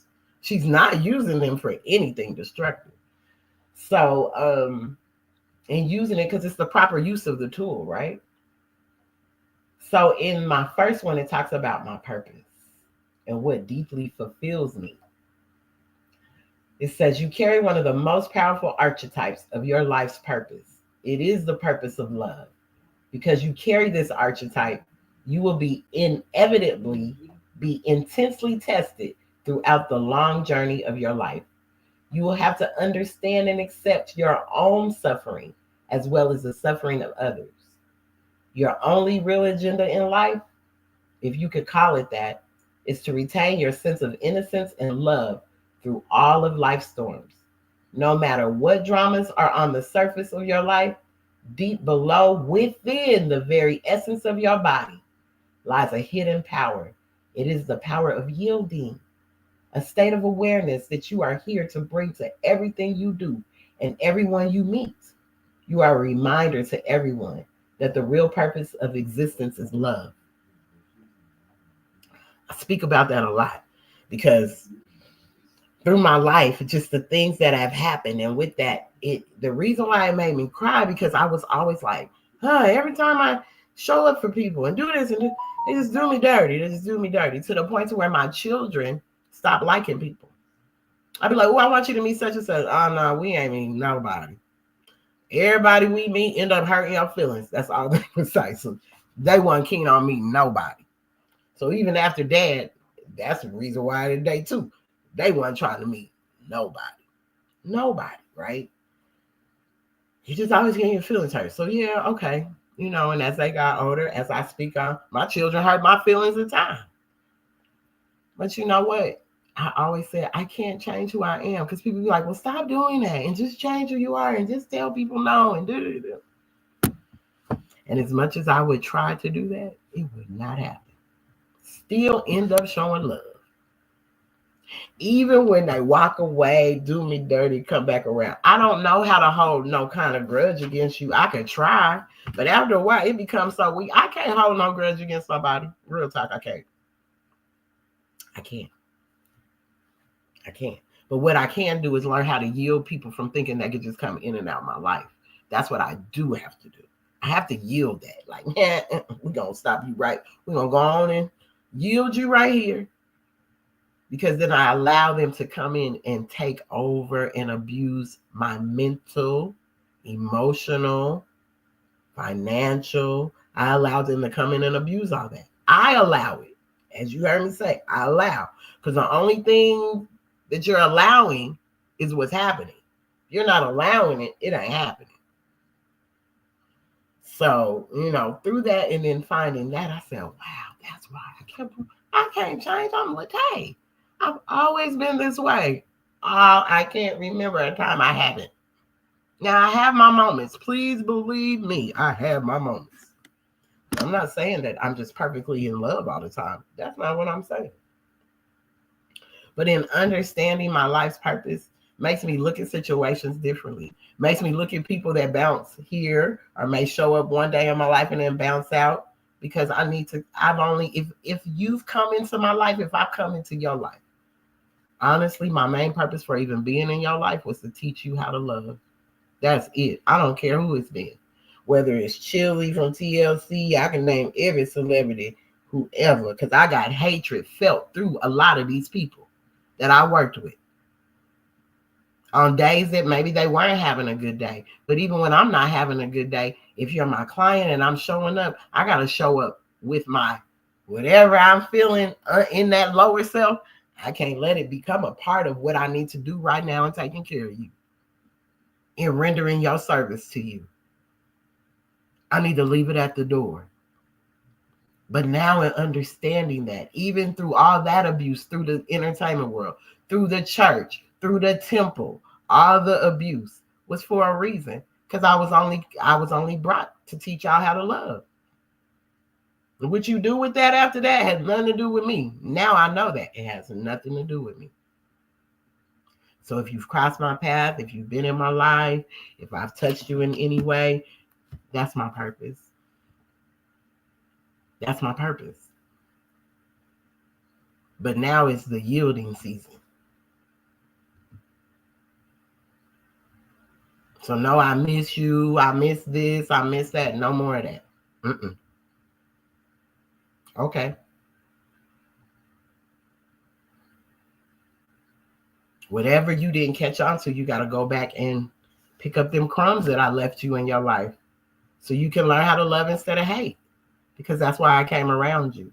Even if it was just mere conversations and you thought you was trying to holler, I was just coming to show you that you got to learn to love. Because love don't look for nothing in return. Many times I always did, but in learning not to look for it in return has been the best feeling in the world, because guess what? It just comes back naturally.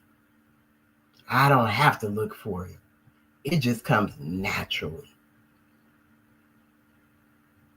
When you're looking for it because you want to be noticed for it,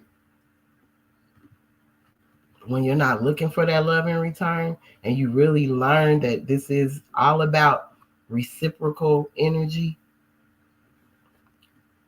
people show up in your life that really love you. And you don't have to ask them. They ain't got to necessarily do all these things. Their energy and their essence proves that love. It proves that love.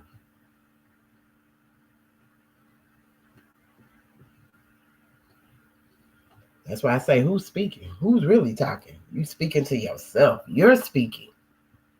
We're each speaking. This is us. We're calling out to these things. We're calling out to plant these seeds within us. That's why learning just to be quiet. I seen KRS-One. Well, he did it first, and then I was talking with my business coach, and she almost said the thing verbatim. That's why I said these energies that are on these same energy fields are something. Like when you say, oh my goodness, I needed clarification, I needed confirmation. These things are coming. These confirmations are here, right? So he says, he was doing an exercise and he was like, say hip hop.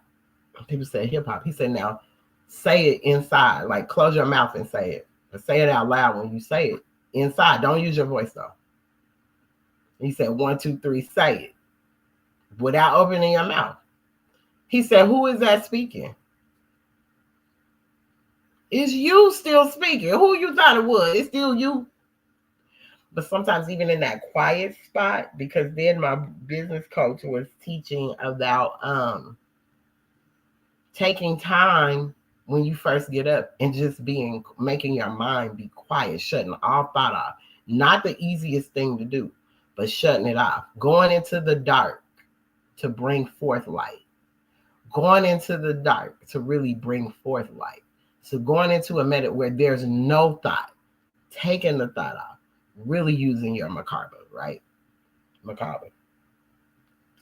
But taking it and just, it's not easy. I've been practicing it for the past 3 days.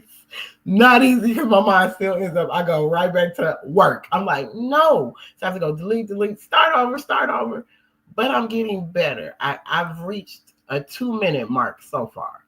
After 2 minutes, my mind gets to wander and my thoughts start kicking in, them seeds start being planted.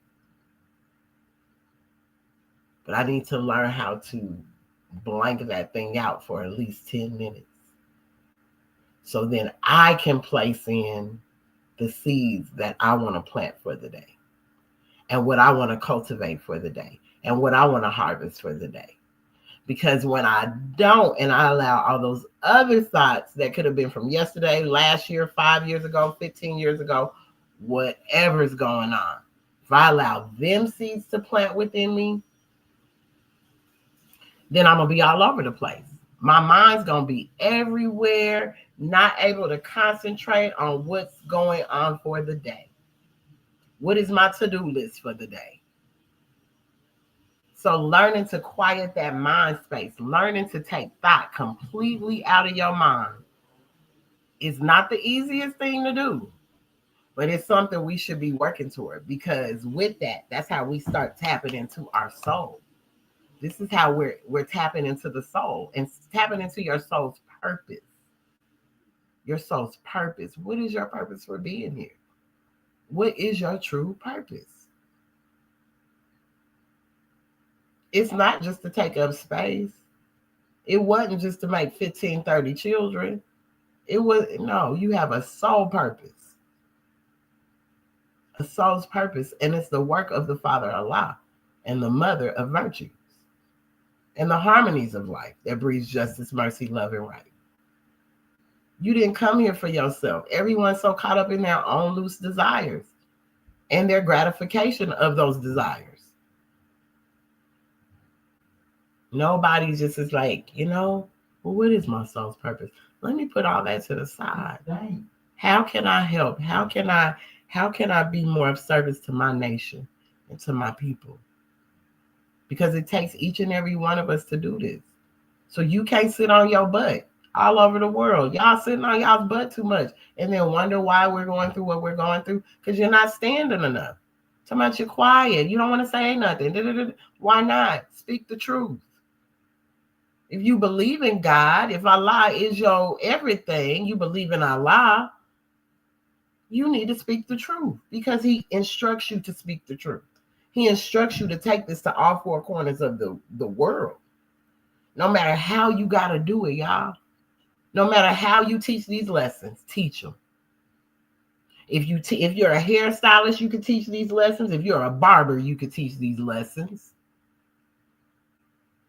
If you're a cook, you could teach these lessons. A teacher, you could teach these lessons. A mother. It's the way that you form them to teach them.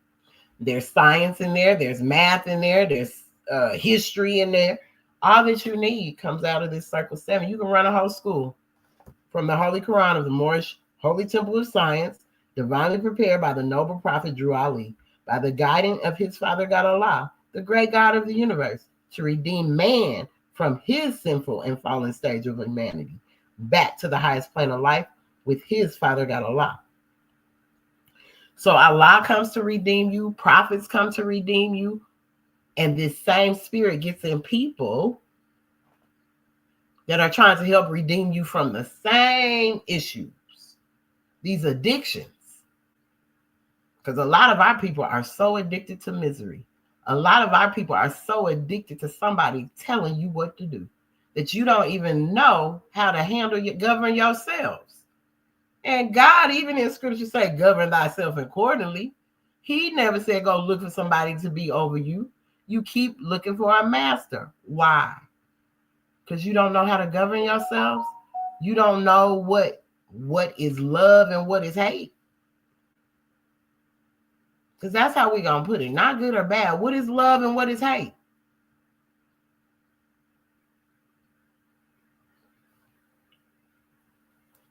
You know, Act 7 in our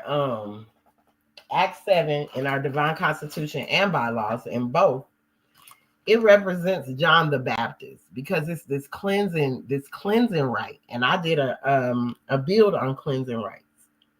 But Act 7 talks of that Act 7 represents John the Baptist.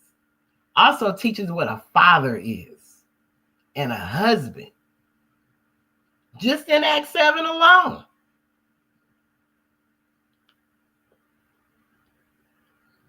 Act 7, all members must promptly attend their meetings and become a part and partial of all uplifting acts of the Moorish Science Temple of America. Members must pay their dues and keep in line with all necessities of the Moorish Science Temple of America. Then you are entitled to the name of faithful. John truly was faithful. John truly went and he learned. Remember, he went into the schools and he learned. He was still learning. John the Baptist held to his station. He did what he was supposed to do. Husband, you must support your wife and children. Wife, you must obey your husband and take care of your children and look after the duties of your household. We're going to stop there because all at the top, as it was giving you instructions, all members must promptly attend their meetings and become a part and parcel of the all uplifting acts of the Moorish Science Temple of America. Members must pay their dues and keep in line with all necessities of the Moorish Science Temple of America. Then you are entitled to the name of faithful. John made sure he kept in line with all necessities. John went into the market to get the people so they can prepare them to meet their king. Preparing you, preparation time. Husband, you must support your wife and children. Husband is the first person there that has to take instruction, y'all. If husband ain't taking instruction, wife can't obey the husband because he hasn't even followed his instructions. And the instructions are above him.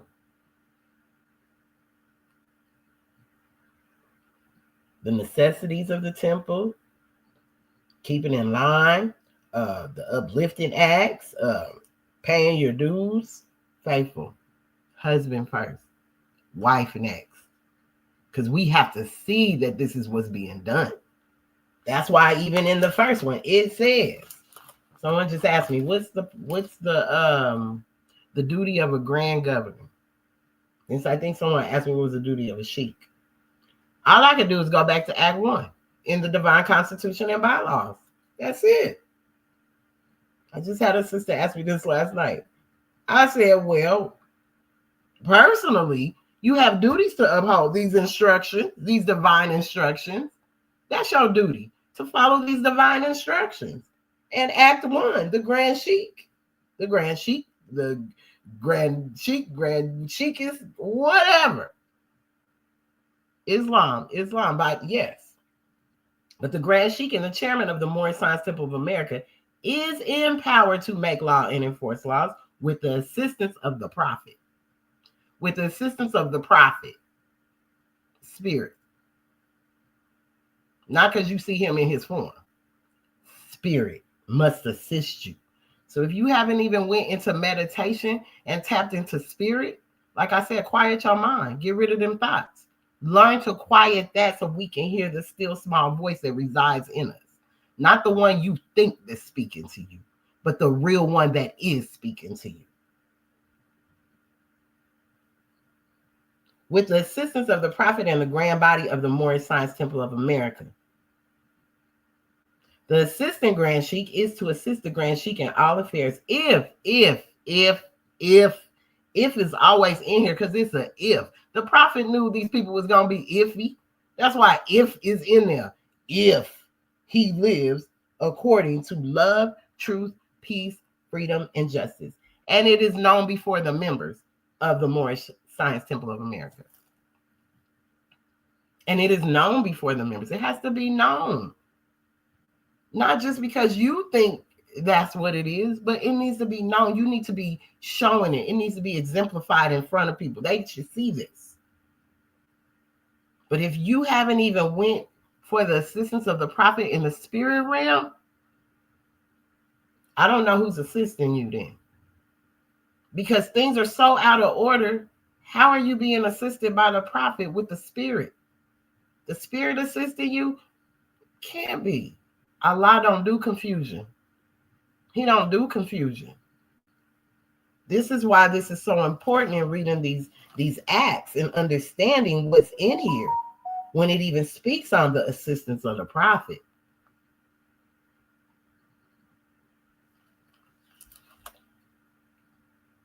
The Grand Sheik is the governing head of our temple. All business of said temple must be approved by the prophet, Noble Drew Ali, before being acted upon by any member. Let it be finance, property, or any line of life that will cause the member to sacrifice finance. That will cause the support of any group of members. Any former officer that violates these laws is subject to be removed from his office under a heavy restriction, etc., by the prophet or the Grand Sheik. Here we go back with spirit. Spirit. Prophet. He's in the middle of this thing. In the middle. Because then there's no getting above him, no getting around him, below him, through him. He's there in the middle. In the middle. In the middle. So we're making excuses, which we have no excuses no more. No excuses no more. No excuses. I feel everyone holding a position needs to be married. Sheikist, Grand Sheikist, Grand Sheik, Grand Governor. You need to be married, and it needs to be known. Not only to your nation of people, but to the government too, because the prophet left you instructions for that too. So none of us, not even me, calling myself that without being obligated. Everyone should be held to that because we have instructions, and it talks about even being a husband in Acts 7. So if you're not being a husband, how are you holding a station? If you're not being a wife, how are you holding a station? Of saying that you're all these things. And then through your life, if you look at what's going on, are we living these acts? Are we really living these instructions? I know I got some cleaning up to do.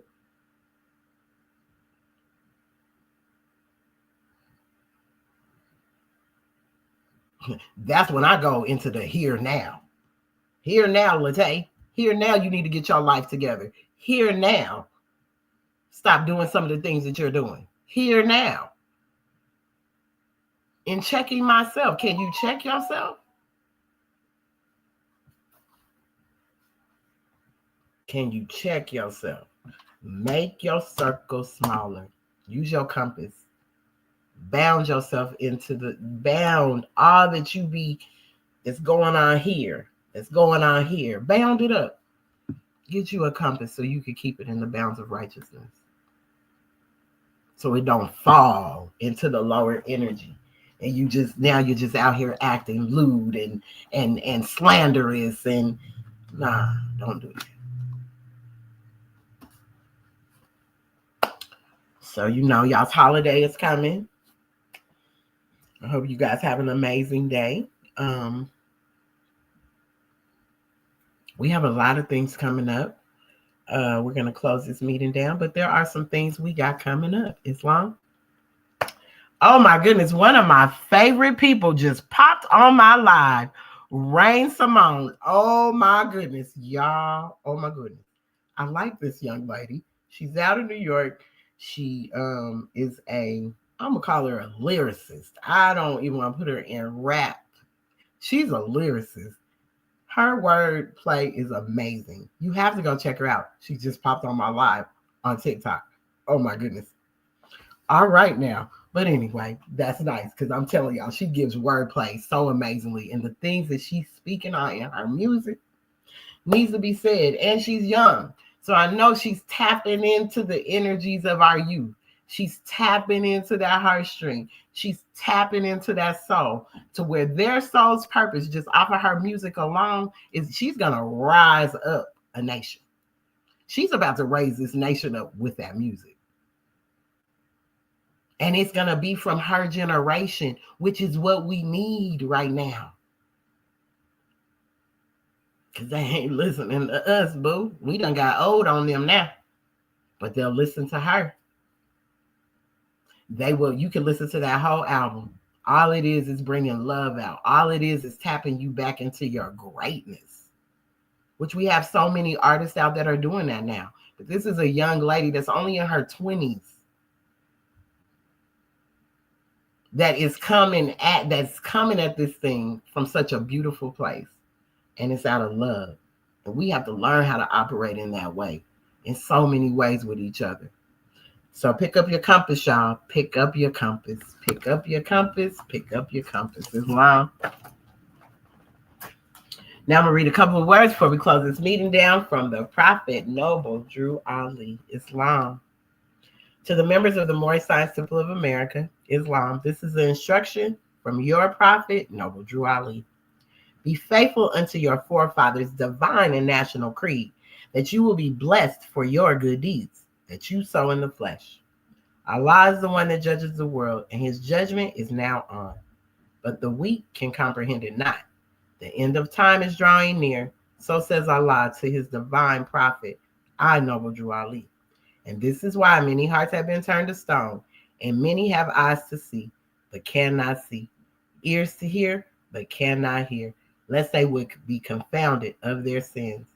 I want to stop right there. This young man I met last cycle at the dealership, he was like 27, and we was just sitting outside talking. He was telling me about his hair. We was having conversation about his hair.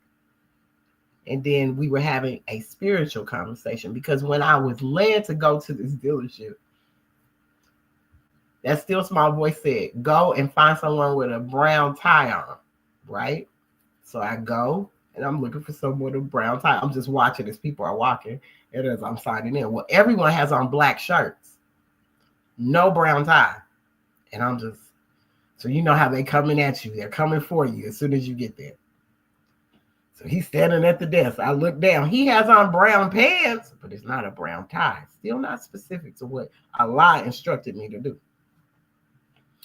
Like, okay. So I'm just sitting there.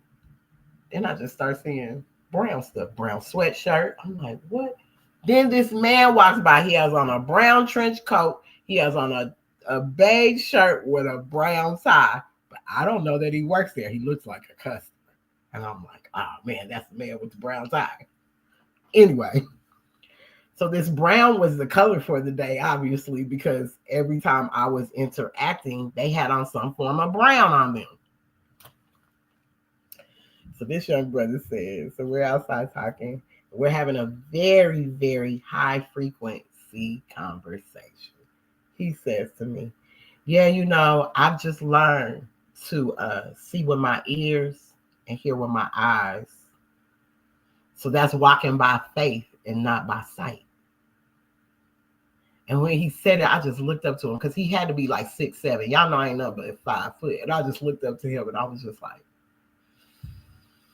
I just took a deep breath and I was just like, in my head, I said, all praises due to Allah. I was like, thank you for that. Just thank you for that.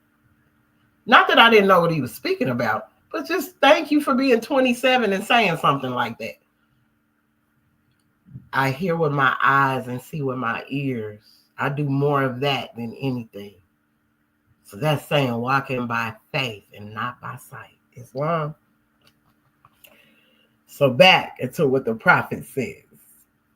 Prophet I Noble Drew Ali, and this is why many hearts have been turned to stone, and many have eyes to see but cannot see, ears to hear but cannot hear, lest they would be confounded of their sins.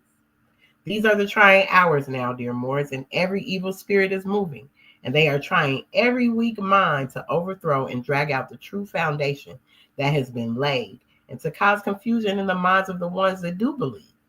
But if you have the true love of Allah and the spirit of your forefathers, you fear not what you hear or see, but will sacrifice the utmost of your very life to protect your movement and your profit. Watch your enemies, dear Moors. Your enemies are the ones that speak against your prophet and ridicule him to their very lowest, and the ones that speak against your divine and national principles of your temples. Temples has an S at the end. So nobody should be out here speaking against no temples. Not even a temple. Can't be speaking about another temple for not doing it. Because if you start speaking against the divine and national principles of your temple, or they're speaking against it, they're against the prophet. I don't care how you mix it up, they're against the prophet. Act accordingly, and Allah will bless you for your good work. Peace. Your divine prophet, Noble Drew Ali. Islam. Now for the divine warning by the prophet, Noble Drew Ali. Islam. Prophet warns all Muslims, governors, ordered to read proclamation at each meeting. I hereby inform all members that they must end all radical agitating speeches while at work and in their homes or on the streets. We are for peace and not destruction. Stop flashing your cards at Europeans. It causes confusion. Remember, your card is for your salvation. Comes a time when you need to use your card. So that's why you shouldn't be flashing it just to flash it. Shouldn't be flashing it because the time is coming where we'll need these cards. Islam. Ooh, Islam. Sister V. Islam. So please understand, don't flash them. Failure to obey these orders will be of severe consequence. We are for love, truth, peace, freedom, and justice. And when these principles are violated, justice must then take its course. Any member or group of members who hold malicious feelings toward the temple or the prophet or violate the divine covenant of the Moorish movement will receive their reward from Allah for their unjust deeds. All true Moors will and must obey the law as laid down to them by their prophet. All true Moors will and must, the will of the person, will and must obey the law as laid down to them by their prophet. If they lose confidence in their prophet, they should turn in their cart and button, cease wearing their turban and fez, and return to the state where I, the prophet, found you. This is a holy and divine movement founded by the prophet, Noble Drew Ali. And if the prophet is not right, the temple is not right. The prophet, therefore, is sending out the divine plea to all Moorish Americans that they do their part in protecting their prophet and the temple. This is an everlasting movement founded by the prophet through the will of Allah to redeem his people from their sinful ways by the order of Prophet Noble Drew Ali. What is the Moorish covenant? What is that divine covenant that we should live by? Because holding malicious feelings toward the temple or the prophet or violating the divine covenant of the Moorish movement.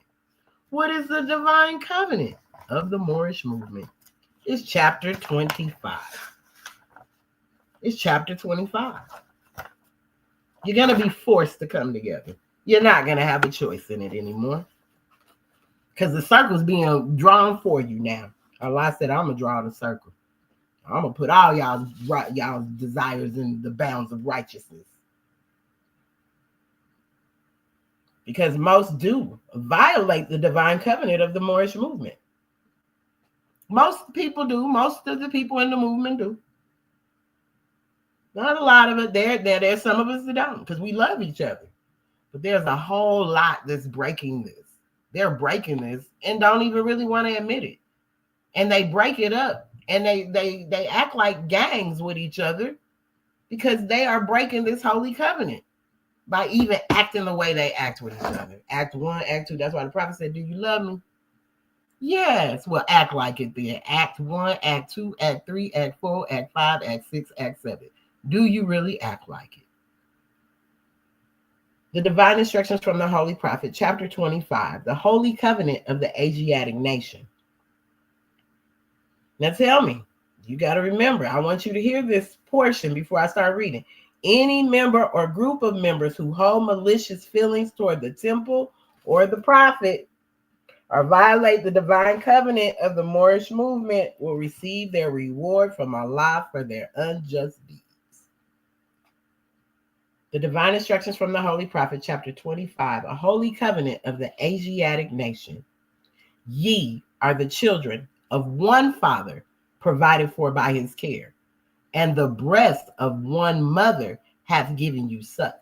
You eat from your mother daily. You eat from Mother Earth every day. She can feed you. Whether it's sunlight, air, all the elements, you can be fed from the earth. Food, the plants, everything. One mother gives you suck. One father provides for by his care, provides for you by his care. Let the bonds of affection, therefore, unite thee with thy brothers, that peace and happiness may dwell in thy father's house. And when ye separate in the world, remember the relation that bindeth you to love and unity, and prefer not a stranger before thy own blood. If thy brother is in adversity, assist him. If thy sister is in trouble, forsake her not.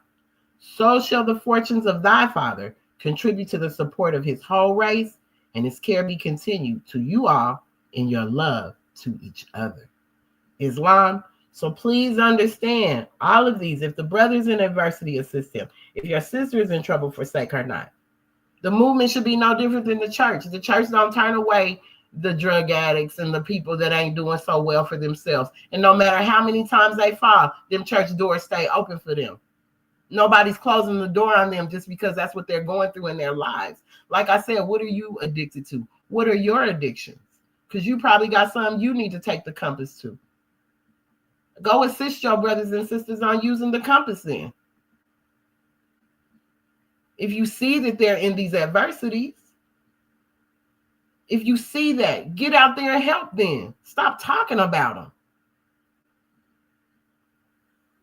Islam, Sheikhs, peace and love, light, much gratitude. Thank you. I need to hear this message. Have a wonderful day. Islam, Sister Leonette. Gratitude, Sheikhs, and all praises to Allah for allowing you to give us this divine message through the holy breath, setting the tone on the foundation of love to being on the top of the Islam, sis. Islam. Oh, you're so very welcome. So much gratitude to all of you. I appreciate love each and every one of you for those words. But yes, we have to this is so important. So as I said, in learning how to use this compass, when you learn how to use the tools, then you can better assist your brother and sister on using these tools to help them in navigating their life and helping them solve these sums that are going on and these problems that go on in our lives. We're never alone. Allah is always with us.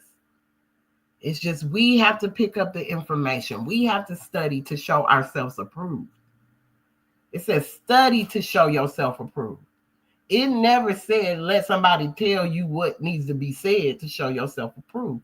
Because if you're not in control of that, you're not in control of your soul, your thoughts, or anything. So your mind, body, and soul have been snatched, have been taken. And you don't even have the will from within yourself, the willpower of self to keep going. But you got to understand that's why these things are important. This is why your spiritual connection is important. You can say you don't want to talk religion, but baby, religion is realigning you with the source. And if you can't realign yourself, and that's realigning them chakras to even reach the higher essence of who you are. Because if you're out of balance on the inside, you can't reach that pinnacle. You can't reach the pinnacle of wisdom if everything within you is out of order. So those chakras must be in alignment from the root all the way to the crown. They have to align with each other. So when you're out here acting certain ways, start checking that. Start checking it. All my purpose comes from my sacral. My sacral chakra, that's where it's coming from. Solar plexus, sacral, what did I say? Solar plexus, excuse me, solar plexus. Understanding why I be so emotional. But now I'm understanding how to use the tools to not allow myself to get out of bounds or get crazy because somebody does something out of line or crazy to me. Now I'm understanding they're learning to love. And I'm not mad because you had to learn to love this way. So grab your compasses and let's go teach these lessons to the four corners of the world. Islam. All meetings are to be opened and closed promptly according to the Circle 7. And love, truth, peace, freedom, and justice. Can we all rise as we recite our Moorish American prayer? We turn to the east as going within. We put up 5 fingers on the left, 2 on the right, with our heels touching one another. Standing on our square, repeat after me. Allah, the Father of the universe, the Father of love, truth, peace, freedom, and justice. Allah is my protector, my guide, and my salvation by night and by day. Through his holy prophet, Drew Ali. Amen. Islam. I hope you guys have a great Sunday. Enjoy your Sunday school. I should be able to get on with the Holy Temple right now. So I will see y'all on the other side. Peace and love. Thank you for everyone that came in today, that commented, that had something to say. Thank you. Thank you for all the birthday wishes. It was so amazing to see everyone wishing me a happy birthday, even days after my birthday. Thank you so much. I truly, truly appreciate it. I had amazing fun.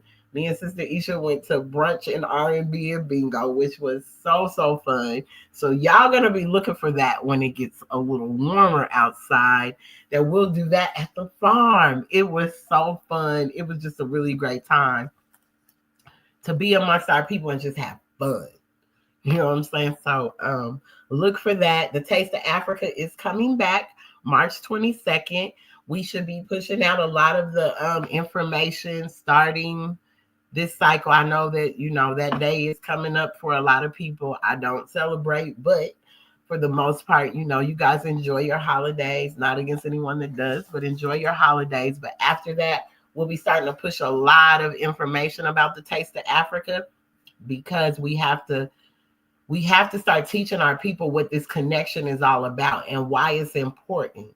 Why it's important we go back and we trace ourselves back. Because masterminds, we can trace ourselves back. And so we know. Truth never changes or passes away, y'all. Truth never changes or passes away. So man don't die. Man and Allah are one. Islam. So please enjoy your Sundays. Peace and love. Peace and love, TikTok. Enjoy your Sunday.